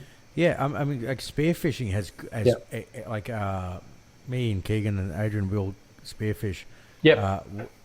It's Poorly, but we do it. I go underwater with a spear gun and come up and someone else feeds me fish. That's how I spear fish. Yeah. And I panic when I see a shark and drop my knife. And I got to tell you, a knife's going to be no good if it's with a shark. It's all you got when you already shot a fish and your spear's out in the water and you're trying to drag it in. Yeah. Mate, if Fano can punch him, I reckon we can stab one. You reckon? Yeah. Mate, it's a machine gun psychological, that 3-inch knife underwater. Yeah. It's going to get through the height of a shark easily, isn't it, underwater? Mate, mate, it doesn't matter. As long as it keeps me up here, like, I'm safe, I'm dead. Well, I've probably done 100 dives in South Australia, around the South Australian coast, and I haven't actually seen a shark yet on those dives. Yeah, that's because down in South Oz, you got the big one. They've seen you. They've seen me all right, probably, yeah. I mean, I've probably felt that at times, and I can't see a shark, but then again, I've dived with sharks in Fiji and on the Barrier Reef. But we've actually gone to places where there's sharks and where we can dive with them. So, but yeah, just out in the open waters, not looking for them. Yeah, haven't seen a shark in those dives. My first time I went spearfishing, I thought I was the shit. I'm like, I've got my camouflage wetsuit. I got my knife strapped on my arm because I'm gonna be able to stab a shark if it bites me. I got my spear gun. And I'm like, I'm going for it. And we saw a reef shark first, and I was like, when you. I don't know what it is, man, but I think it's an image in your head, or maybe once again we come to programming. But my asshole was doing 5s and 50s, and I was like, "Fuck me!" And then we had a mate. He speared a fish, and it was on the end of his gun, and he was trying to pull it, but it had gone into the reef bed, so he was trying to pull it out of the reef bed. And then these reef sharks. I didn't know they were reef sharks at the time. There was probably about 6 or 8 of them started coming around, and they're only a meter. Fuck it, I don't give a shit what they say about water, but that meter-long shark looked like 4 meters to me. And then it's all magnified underwater. 100%. I didn't have a spear left. Shot the spear gun off, and all I had was a knife, and it come near me. I'm like, I'm going to stab this shark, and it'll die, obviously, and it's going to bleed out, and then I'm going to be safe. and I stabbed this shark with a knife, a little tiny reef shark that was swimming around that didn't give a fuck about me at all. Was more interested in the shit. Stabbed it, and it bounced off the shark's skin, and I'm like, I'm fucked, and I'm getting out of the water. Yeah. I'm not doing this. But they don't do anything. The little black tip No. reef sharks. We've had them swimming around underneath us quite often in on the barrier reef, and they're no real problem. No. We dive with bull sharks in Fiji. No, you can have And them. they come down and you can hand feed them. But you've also got to be super careful, like you've got to have eyes up your ass there for sure. Yeah, there's no turning your back on those little puppies. And when you go down there to dive with them on the reef, you see them, accumulating down the bottom, and you think, well, I've got to come back up here yet and get into this boat, and that's when I'm at my most sort of vulnerable. But it's a great experience. If you get to Fiji, do it. It's great. There's a dive on the central coast of New South Wales I want to do with the grey nurse sharks in the caves. Yep. And that's Whereabouts? Terrigal, I think it is. Yeah, terrible. It's like a big cave system, and they all just sleep in Yeah. there. Yeah. And you go and dive, you go into the caves, and they swim past you, and they swim out and in and out of the caves. I reckon that'd be awesome. That could be a January hard reset location. That's Terrigal's got the army accommodation on the beach. Yeah, right. Now that we can't. Oh, sorry, I'm probably talking about stuff that no one even knows what we're talking about. So one of the programs we're going to run is to take first 2 weeks of January every year to take a couple of boys that are doing it tough to Thailand. Yep. Because we've got a few networks over there and just off the piss, no anything other than training. Yep. Snorkeling, just living the healthy lifestyle. And now that obviously COVID's fucked that up for everyone because we can't leave Australia, we've got to find... Yep. It's actually probably a positive. We look for the silver lining. We'll find parts of Australia that we didn't know had value before. And Terrigal's one of the ones at the top on the short list because they've got fairly cheap military accommodation on the beach we used to use for army rugby. And Terrigal's a wicked spot. Yeah, it's lovely, isn't it? So we might have to get you over, mate, and go take the boys shark diving. Oh, mate, that'd be great. We've got family over there because my wife's from that area. So we quite often go back to Sydney and see the family sort of thing. So, no, it's definitely a dive I want to do, but I'm tending to dive in warmer climates these days. I did the cuttlefish dive in South Australia where the water temperature was 9 degrees. And, mate, I did a 48-minute dive there and I was freezing. And I stupidly only took a 5mm wetsuit with me. How thick? 5mm. Fuck, I've been in the tropics for the last 20 years, mate. I didn't think they made wetsuits that thick. No, if you do the whaler dive, don't bring a 5mm wetsuit, mate. You'll freeze them off. I guarantee you. It's a great dive. Well, there was 200,000 to 300,000 cuttlefish on a reef 300 metres long, where we did the dive, and it's a great dive in South Australia. I guarantee you'd love it if you did it. But yeah, it's freezing. There was a bunch of 40 people from the Adelaide University up there, and they had people with them from universities around Australia come to do the dive, and they came down to the water's edge and looked like space suits, and we're all sort of giggling at them, thinking, "You dickheads, what are you doing down here in those bloody things?" They look like big alfoil buddies, and so they got in the water and they're in there for an hour, and they came out and they went, "That was a great dive," and I'm like, shit, man, I'm freezing. We walked down to the water in our little 5mm wetsuits with no hoods, and they're looking at us thinking, "You guys are nuts." We're thinking, "Hey, it's only a 5-6 meter dive. What are you going to worry about?" But man, it was my young lad who you saw earlier when we set this thing up. He was 12 years old when he did that dive with me. So he spent, I think, like 25 minutes in the water, and he had to get out. I took him out. He was freezing, mate. But once I said it's a great dive. It really is. It's an interesting dive. But It's definitely stupid how much the temperature changes from that depth, and even when you go spearfishing in the tropics, the change in temperature for over 6 meters, and that's about as deep as I can go before I panic and blow my load and come back. You what? Yeah, depth doesn't have the same effect on me. you haven't got I'm going to do more diving, I think. Yeah, you're definitely doing it. I just go down and get... Yeah. my neck shrinks, mate. My ears just hurt a lot. Oh, yeah. No, I come out with an ear when I come out, when that sort of water temperature, it's... but the only time you can do that dive is, I think, the first week of July, which is like peak winter here. So it's bloody freezing, But no, we'll definitely have to think about that Terrigal dive. I'd be up for that for sure. So Yeah, where sounds does good. where are you taking veteran hunts from here? Like, where does it go? Because I've been following your stuff religiously on Facebook. You've got yourself a new Instagram name, and I think you're starting to draw some of the actual younger boys to the cause, mate. Yeah, look, the idea of the veteran hunts thing started as my exit from the RSL was primarily done through disappointment. I was involved with the RSL here on the executive before I got out 2 years ago, primarily because there's a lot of things we wanted to do within that, and we found we really just couldn't do it, but we also couldn't attract young veterans to it because I don't know what it is, whether it's the same in the eastern states or as it is down here, but you mention RSL down here and they go, man, what the fuck has that got for me? There is no interest whatsoever. And one of my challenges that, like sometimes you get told things, you just want to make sure that it changes. So that sort of just instigates in me a need to make a change in that. So I set about with a group of 4 or 5 other guys here trying to get involved with the RSL and trying to change that philosophy so we could make it something it wasn't down here locally. And then if it bred from there and changed, by different branches, it did. But we wanted to make an example of the branch we had. And after 3 years, I realised it was just a no-go. It wasn't going to happen. So it was a matter of getting out of the RSL and putting that time that I was spending with that into something on the ground, more useful, and actually had more of a productive outcome. So veteran hunts was probably a natural progression for me because what did I have to offer current young veterans? And I'm talking young from ages mid-20s to mid-40s because that's still young for me. So what can I offer them? How can we interest them in getting involved and connected? So hunting was a thing.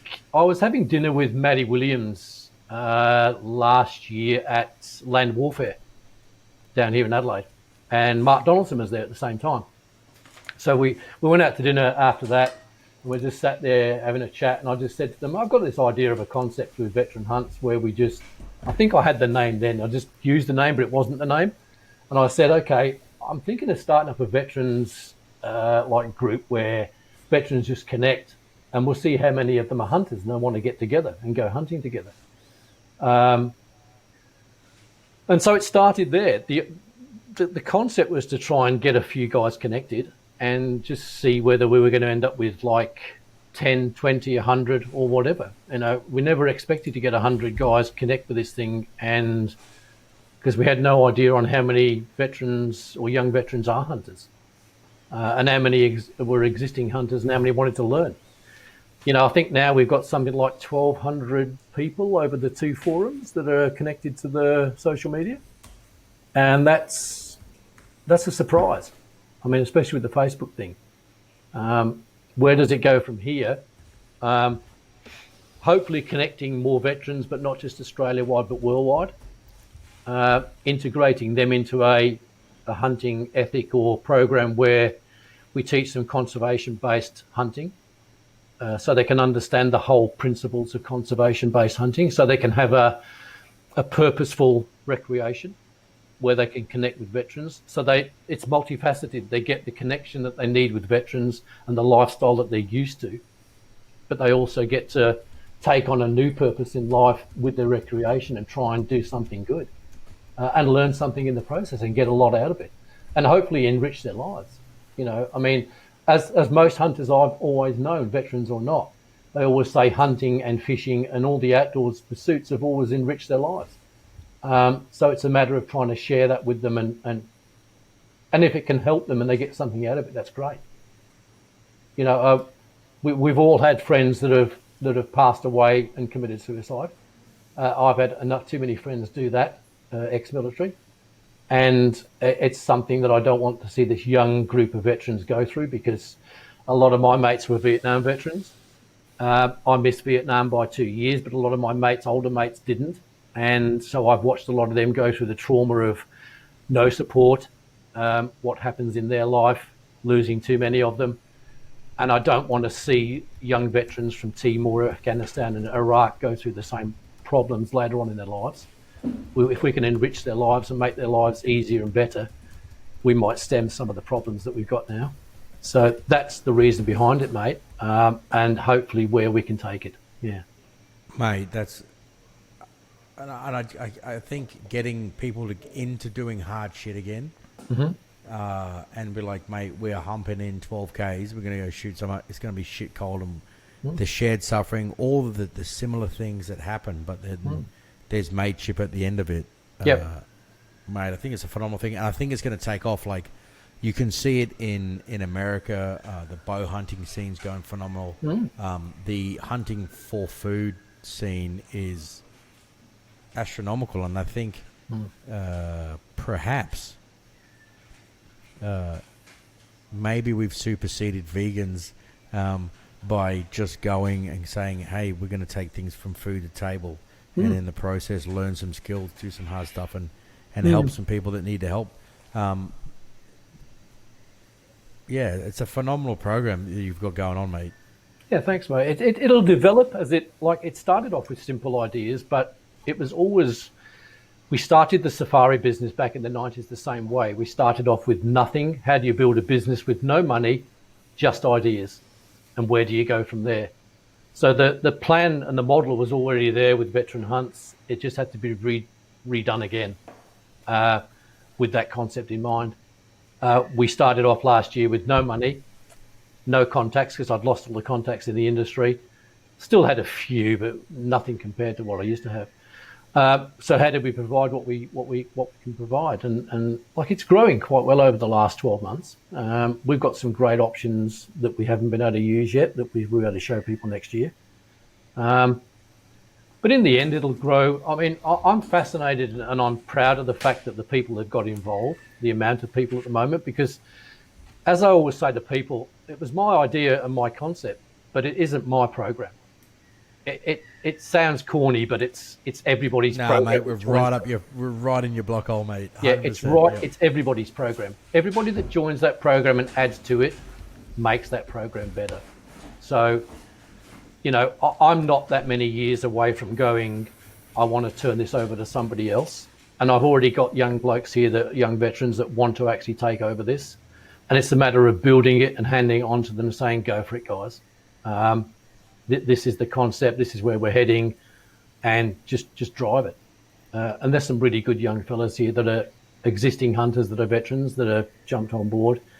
And they'll be doing some things with us next year and doing some of the on-the-ground guiding. We'll just sort of guide them a certain way and how to do that type of thing. But, you know, you'll see their faces more on social media over the next probably 6 months, especially leading up to next season's options. And so you'll get an idea on who they are. We'll introduce a few of them over the next few months.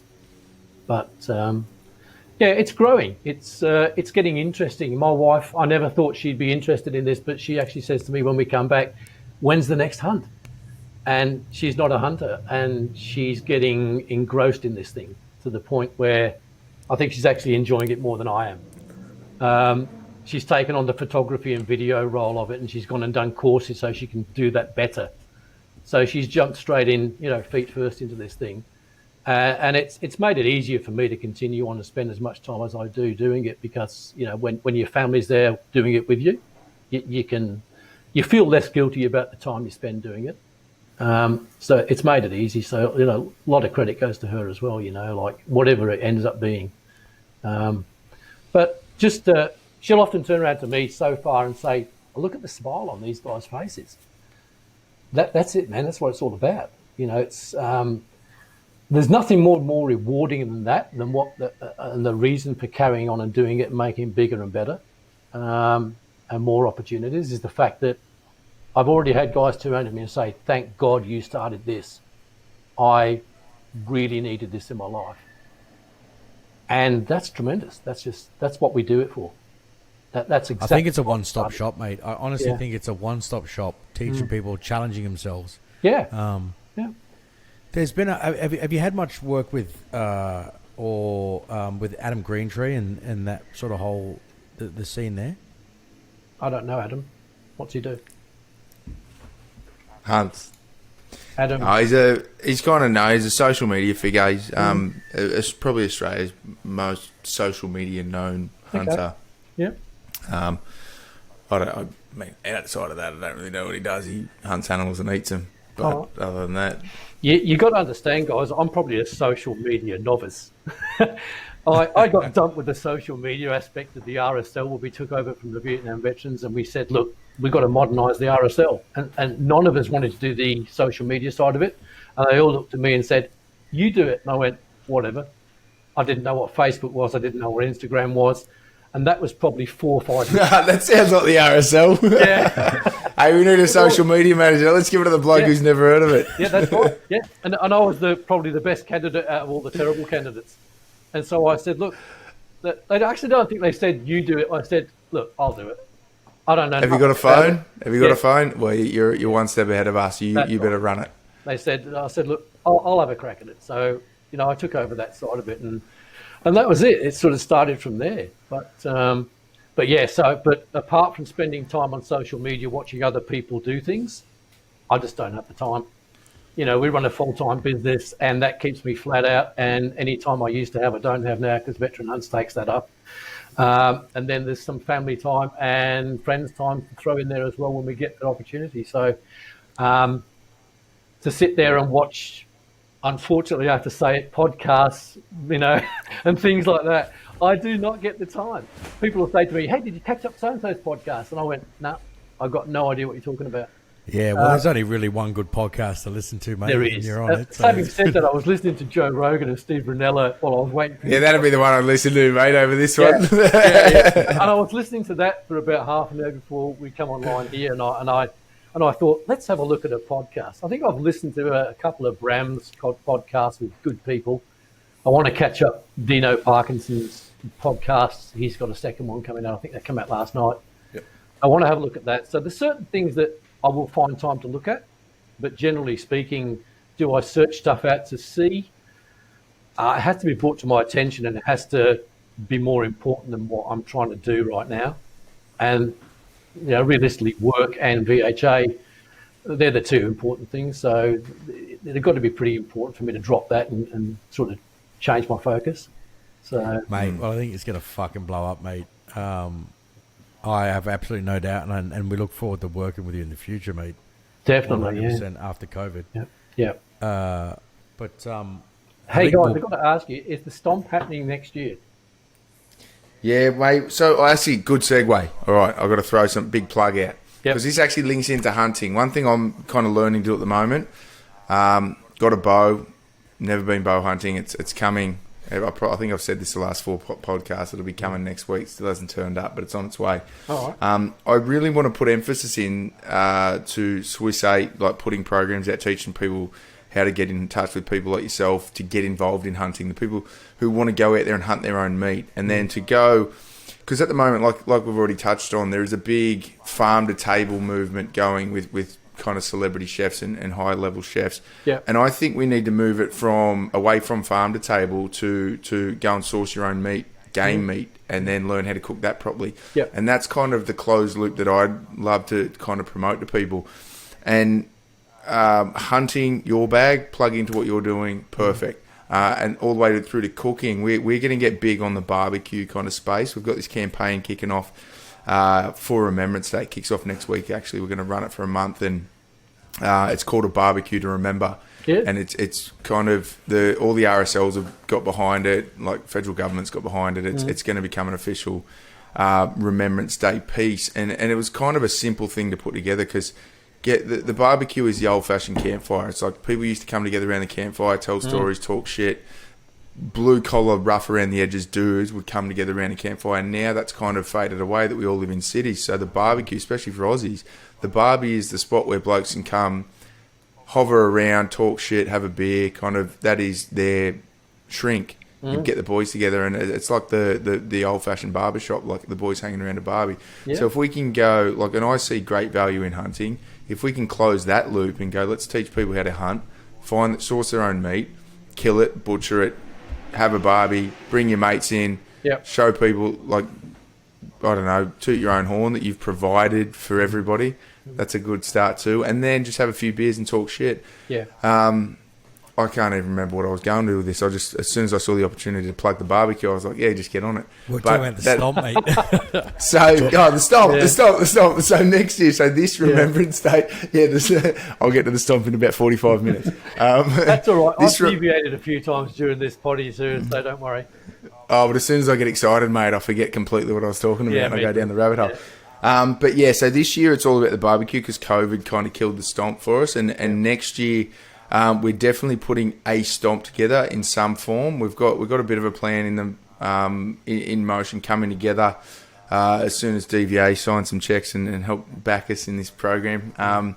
We've got to get to every military base around Australia and do some training courses. So whether we walk or whether that last 12 months has meant that mine and Mex's knees are too bad and we've got to recruit some young diggers to do all the walking for us, that's probably a preferable option. But we're definitely going around Australia at some stage. And I think if this Remembrance Day campaign goes off like I think it will, we'll run it again next year and potentially do the run around Australia and culminate with the finishing point back in Sydney for Remembrance Day again next year. So, we'll definitely... Keegan's just disappeared for a second. We've definitely got to pull that stomp together. It's something I'm pretty passionate about. I think diggers walking to raise awareness is a dirty word these days, but to kind of put ourselves on the map in front of all the young veterans that need these services, that need to know what's available out there. Because, mate, I can guarantee you, as good as the program is that you've put together and as good as the marketing is, 99% of veterans haven't heard of Veteran Hunt yet, and that's fucked. Like, there is services like yours out there that are going to be massively beneficial for young veterans, and they just don't know about it. So that's what the stomp was for us. It was kind of a let's put Swiss 8 on the map and let's use that as a platform to promote all these other veteran services out there that are actually doing some good that no one hears about. Because unfortunately, at the moment, we only hear about the big ones, and they're all doing fuck all. So it's sad. It's very sad. But I mean, when we looked at opening this last year, I looked at probably getting NGO status and that sort of thing, and non-for-profit, that sort of thing. And at that time, I was led to believe there was something like 360 veteran organisations in Australia, and it was growing daily. And I thought to myself, man, how many of those are actually doing something? It's about 3,000, I think. No, there's nearly 4,000 now. Is there? Yeah. That's unbelievable. Now, you spread the money, and I'm not. That's another thing altogether about throwing money at problems and hoping they'll solve themselves. We could get into that, but that's politics, and we probably want to deviate away from politics as much as we possibly can. But no, I think we need to get into that. I think the mental health aspect of this, and that's, like I said, the reason why we started this. That's a deep down need to actually do something about it, especially on my behalf. But I know it would probably mean a lot to you guys too. And there's a lot of people out there with a passion for it. We need to get the groups together that are actually doing something and form that network so we can actually let everybody know what's available. I mean, like you said, I do see now we've been going for 5 or 6 months with the amount of people that have hooked in already. In 2 years' time, this could be ridiculous, but it's encouraging and it's really inspiring to see where this will go, because the ideas, we've got loads of ideas for it. It's whether we can actually get some sort of funding or backing or benefactors to help us do what we want to do. But it was always a thing where last year when you spoke about things to people, they went, so how do you do it? You go, well, we haven't done it yet. You've actually got to get it on the ground and prove you're going to do it. Once you've got a year or two of proof of life, so to speak, that you've done what you said you'd do and how beneficial it is, we're already seeing more people contact us to say, hey, can we help in some way?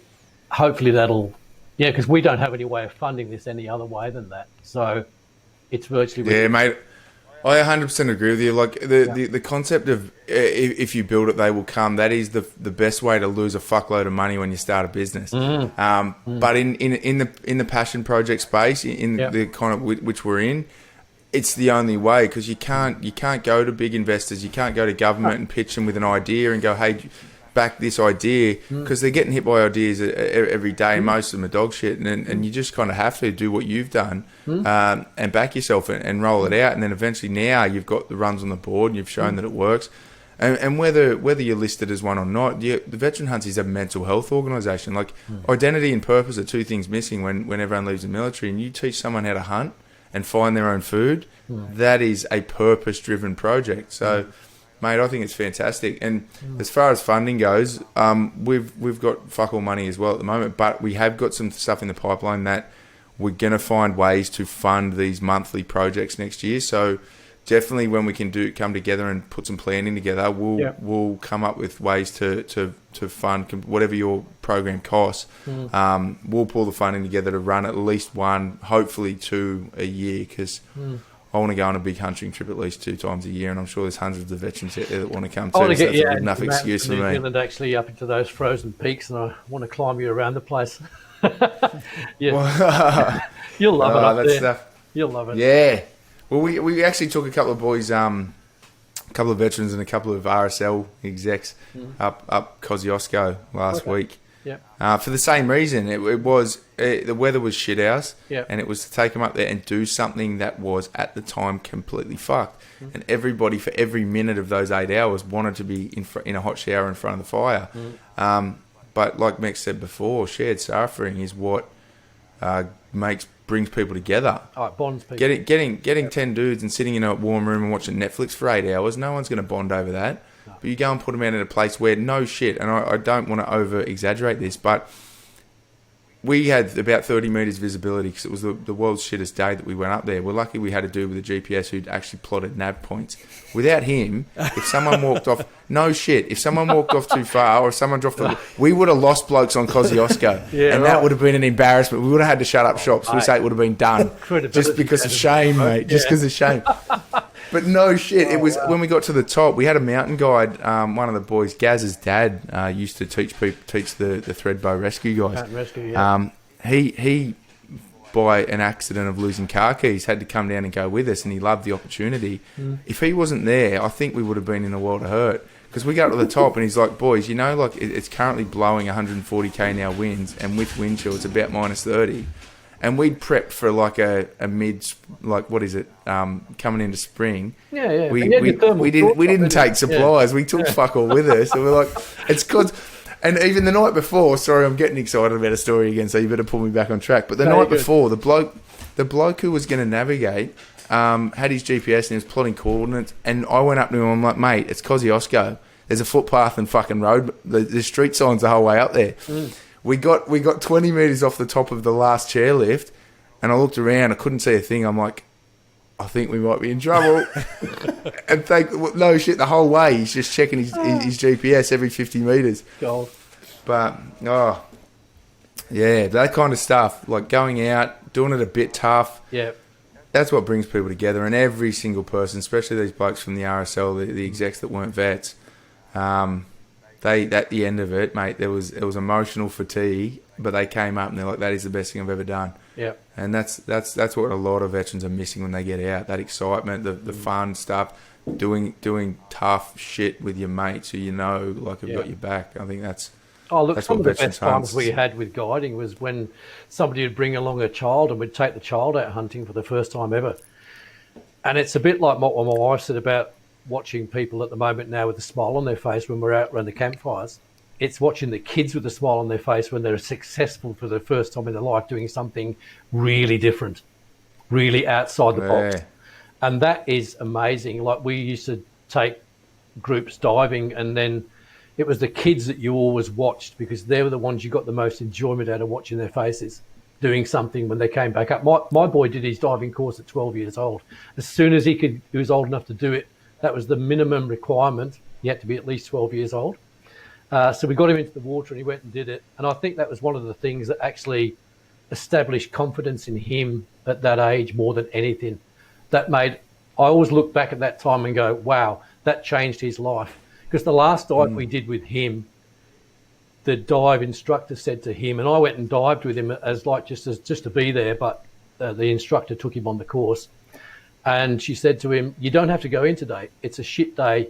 It's really bad visibility. We can hardly see each other. So if you want to cancel this particular last dive, don't do it." He's 12 years old. He's kitted out in stuff that don't fit him because, like, he's that skinny and scrawny that the tanks don't fit him, BCDs don't fit him. And so it was just uncomfortable from the time moment that it started, you know what I mean? So it was windy, it was cold, it was like visibility up in the top part of the Gulf with the salty water up there. It's high salinity. So when you do your mask, take off and put it back on and clearing, it's just hell. He went through that last day of that dive and he turned around and he said, "No, let's do it. I'm here. Let's get on with it." And I thought, fuck, man, that is so different to what he's been like in the past. 100%. That has changed his life. He came out of that dive and he came up with us. And the look on his face, I knew that was a turning point in his life to actually proving things to himself. It's a rite of passage. It is a thing that we've lost in society. Where I did that when I used to do. We used to do climbing courses with schools, private schools here in Adelaide. We'd take them out abseiling, and we'd climb up rock faces and we'd abseil down. And the look on some of the people, I used to love the ones that went, "There's no fucking way I'm doing that." And you go, "Right, I'm concentrating on you." And I would get them up there 9 times out of 10, the ones that were definitely not going to do it, I'd get them up and we'd do that 40-meter touch, you know what I mean, and come back down. And sometimes it would take me literally an hour or an hour and a half trying to get them to do that last little bit to get up there. And they were shitting themselves. And I was like, what do I do? But, the benefit you get from that and the reward you get from that is so much more than the other 50 kids that just went up there and went, "Oh, this was great, wasn't it?"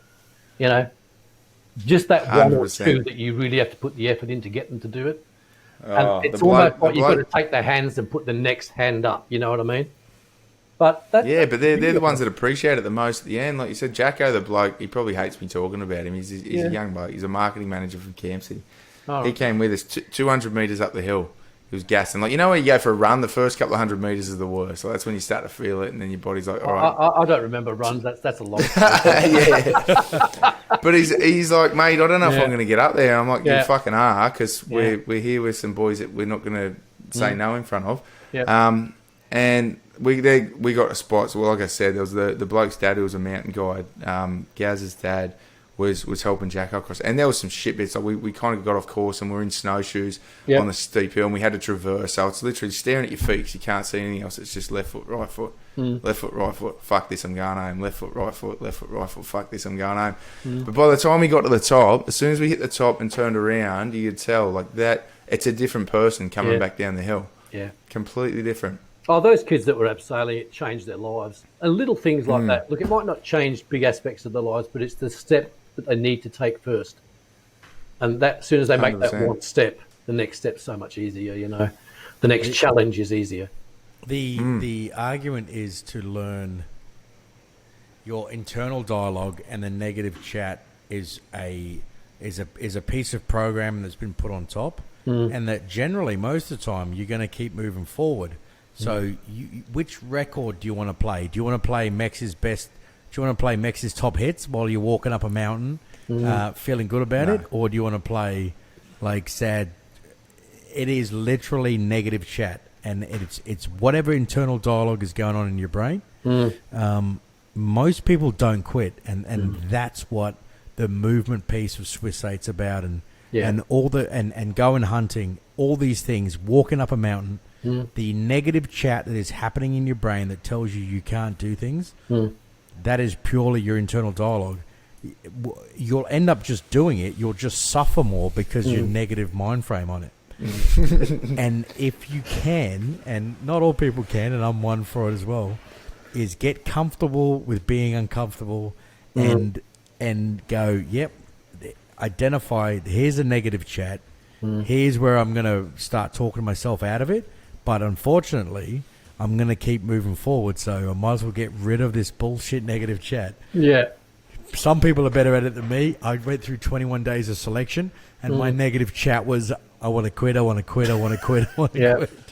Yeah, the best inspiration of that is to look at the people that are actually running the course.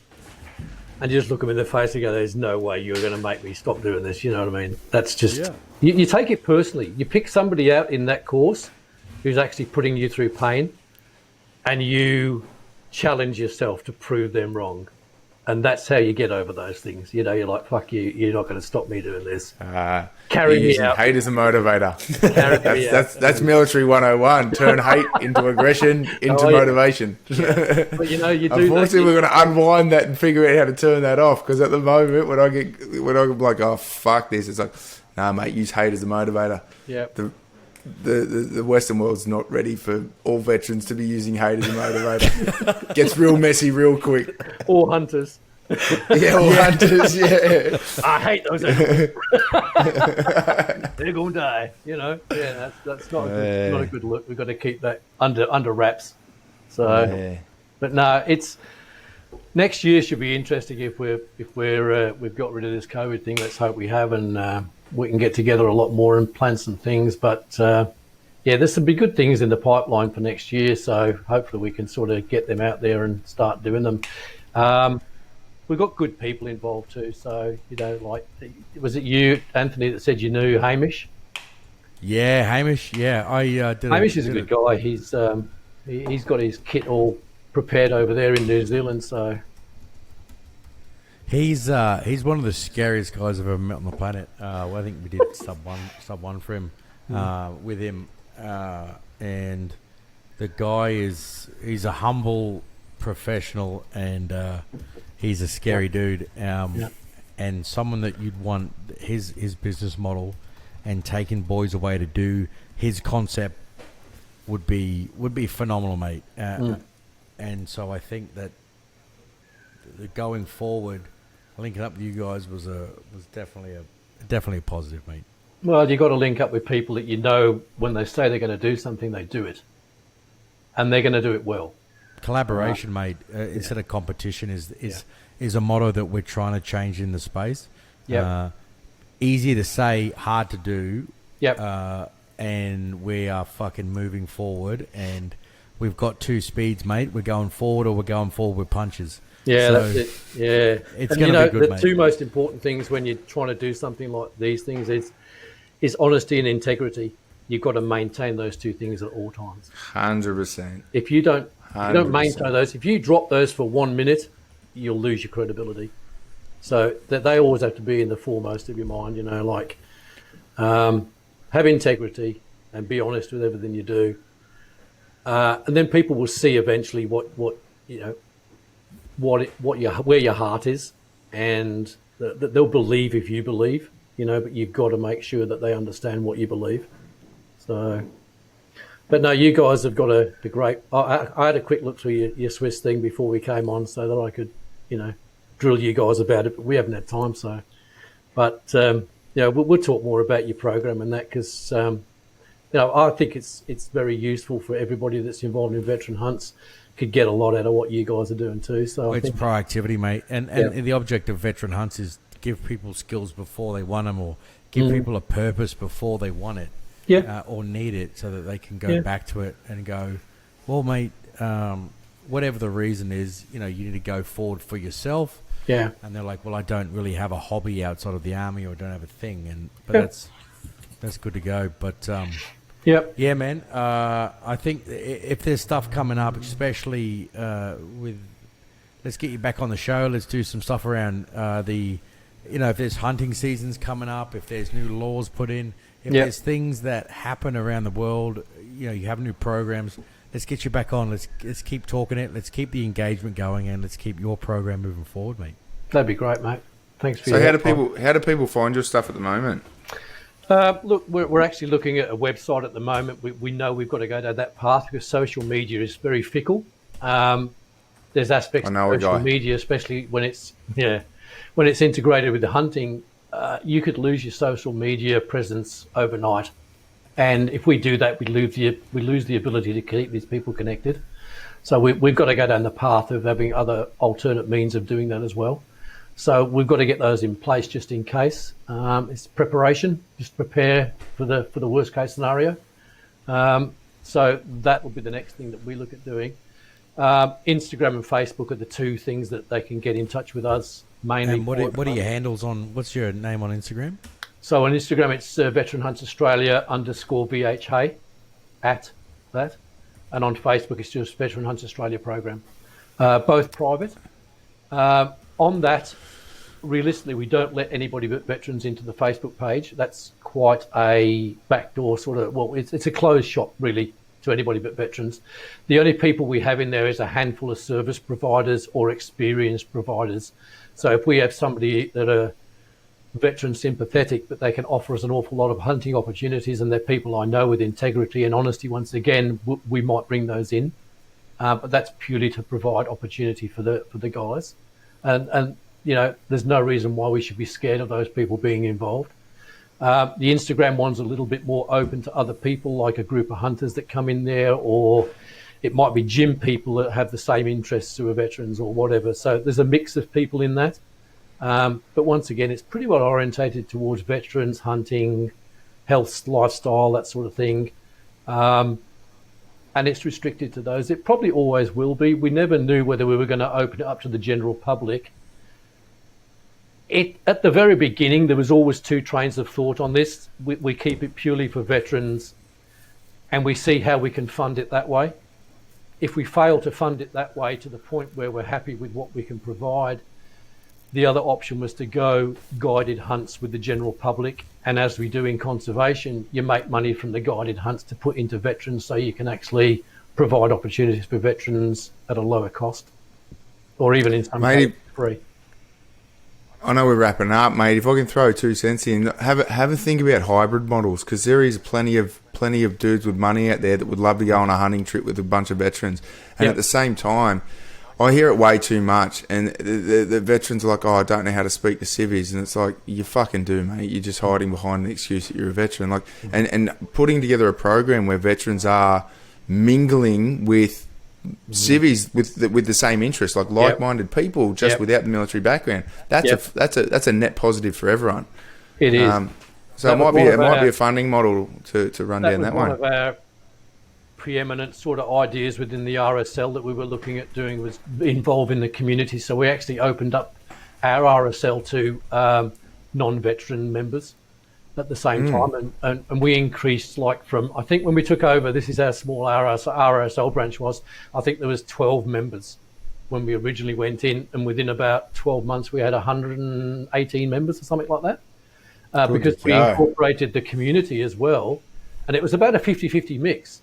But the idea was to involve the community, because we need to change the conversation regarding how the community view veterans, and the only way to do that was integrate them. And so that was 100%. One of the things we tried to do. It's another story that it never ended up sort of carrying on from there, but you know, we're into a better program now, so we'll just carry on with that one, eh? Yeah, no, sounds good. So Facebook, Instagram, that's where to get you. You got any hunts coming up that you're recruiting for? At the moment, you're into a downside of the season, and that can be the reason seasons sort of come about is, one, bushfire. A lot of the places we hunt, landowners won't allow you on during bushfire season. The other aspect of it too is that animals go through a process of where all the deer have dropped their antlers by now, so buck hunting isn't an option. The deer are all about to calve, so you don't want to kill females that are about to give birth. So we go through a process where we give them time to actually go through their natural processes, and we start hunting again when there's a genuine reason for either hunting bucks or does, because there is certain times of the year we'll do one or the other. And that's, once again, herd management and what we need to do to sort of keep the herd viable and improving all the time. So we're in a bit of a downside at the moment, which unfortunately a lot of the guys that don't hunt don't understand. They think that we can still go hunting every day of the year throughout summer. And they call me and go, "Hey, I'm in Adelaide next Tuesday. Can we go hunting?" It's like, no, mate, we're out of season. Surely anyone who's watched Looney Tunes knows that there's hunting seasons. Hunting season, surely. Yeah. Surely. For sure. Mate, I think what you just said then sums it up. Like when you're talking about does and stags, and when they're in the ethics of the hunter and moving forward, and I think you might have changed a few mindsets through the podcast, so people can open their mind, listen to what people are saying, and I certainly think that hunting through conservation, I think you guys are the real eco warriors, and you're eco warriors with guns, mate. And I think it's the next evolutionary step, as opposed to just protesting, being involved in the environment, looking at an animal for 12 hours a day, studying, understanding the environment, caring for the environment so it's there for the future, protecting the herd so it's there for future generations. I think that's eco warrior in itself, and I think that, you know, you guys are the next evolution in it. And it's been great to have you on the show, mate, and I hope to have you on again, and we'll stay on after this and have a chat. But mate, Nigel Birch, Veteran Hunts Australia, it's been great, mate. Thanks very much. Thanks, guys. Really appreciate Cheers, it. mate. Thanks, mate.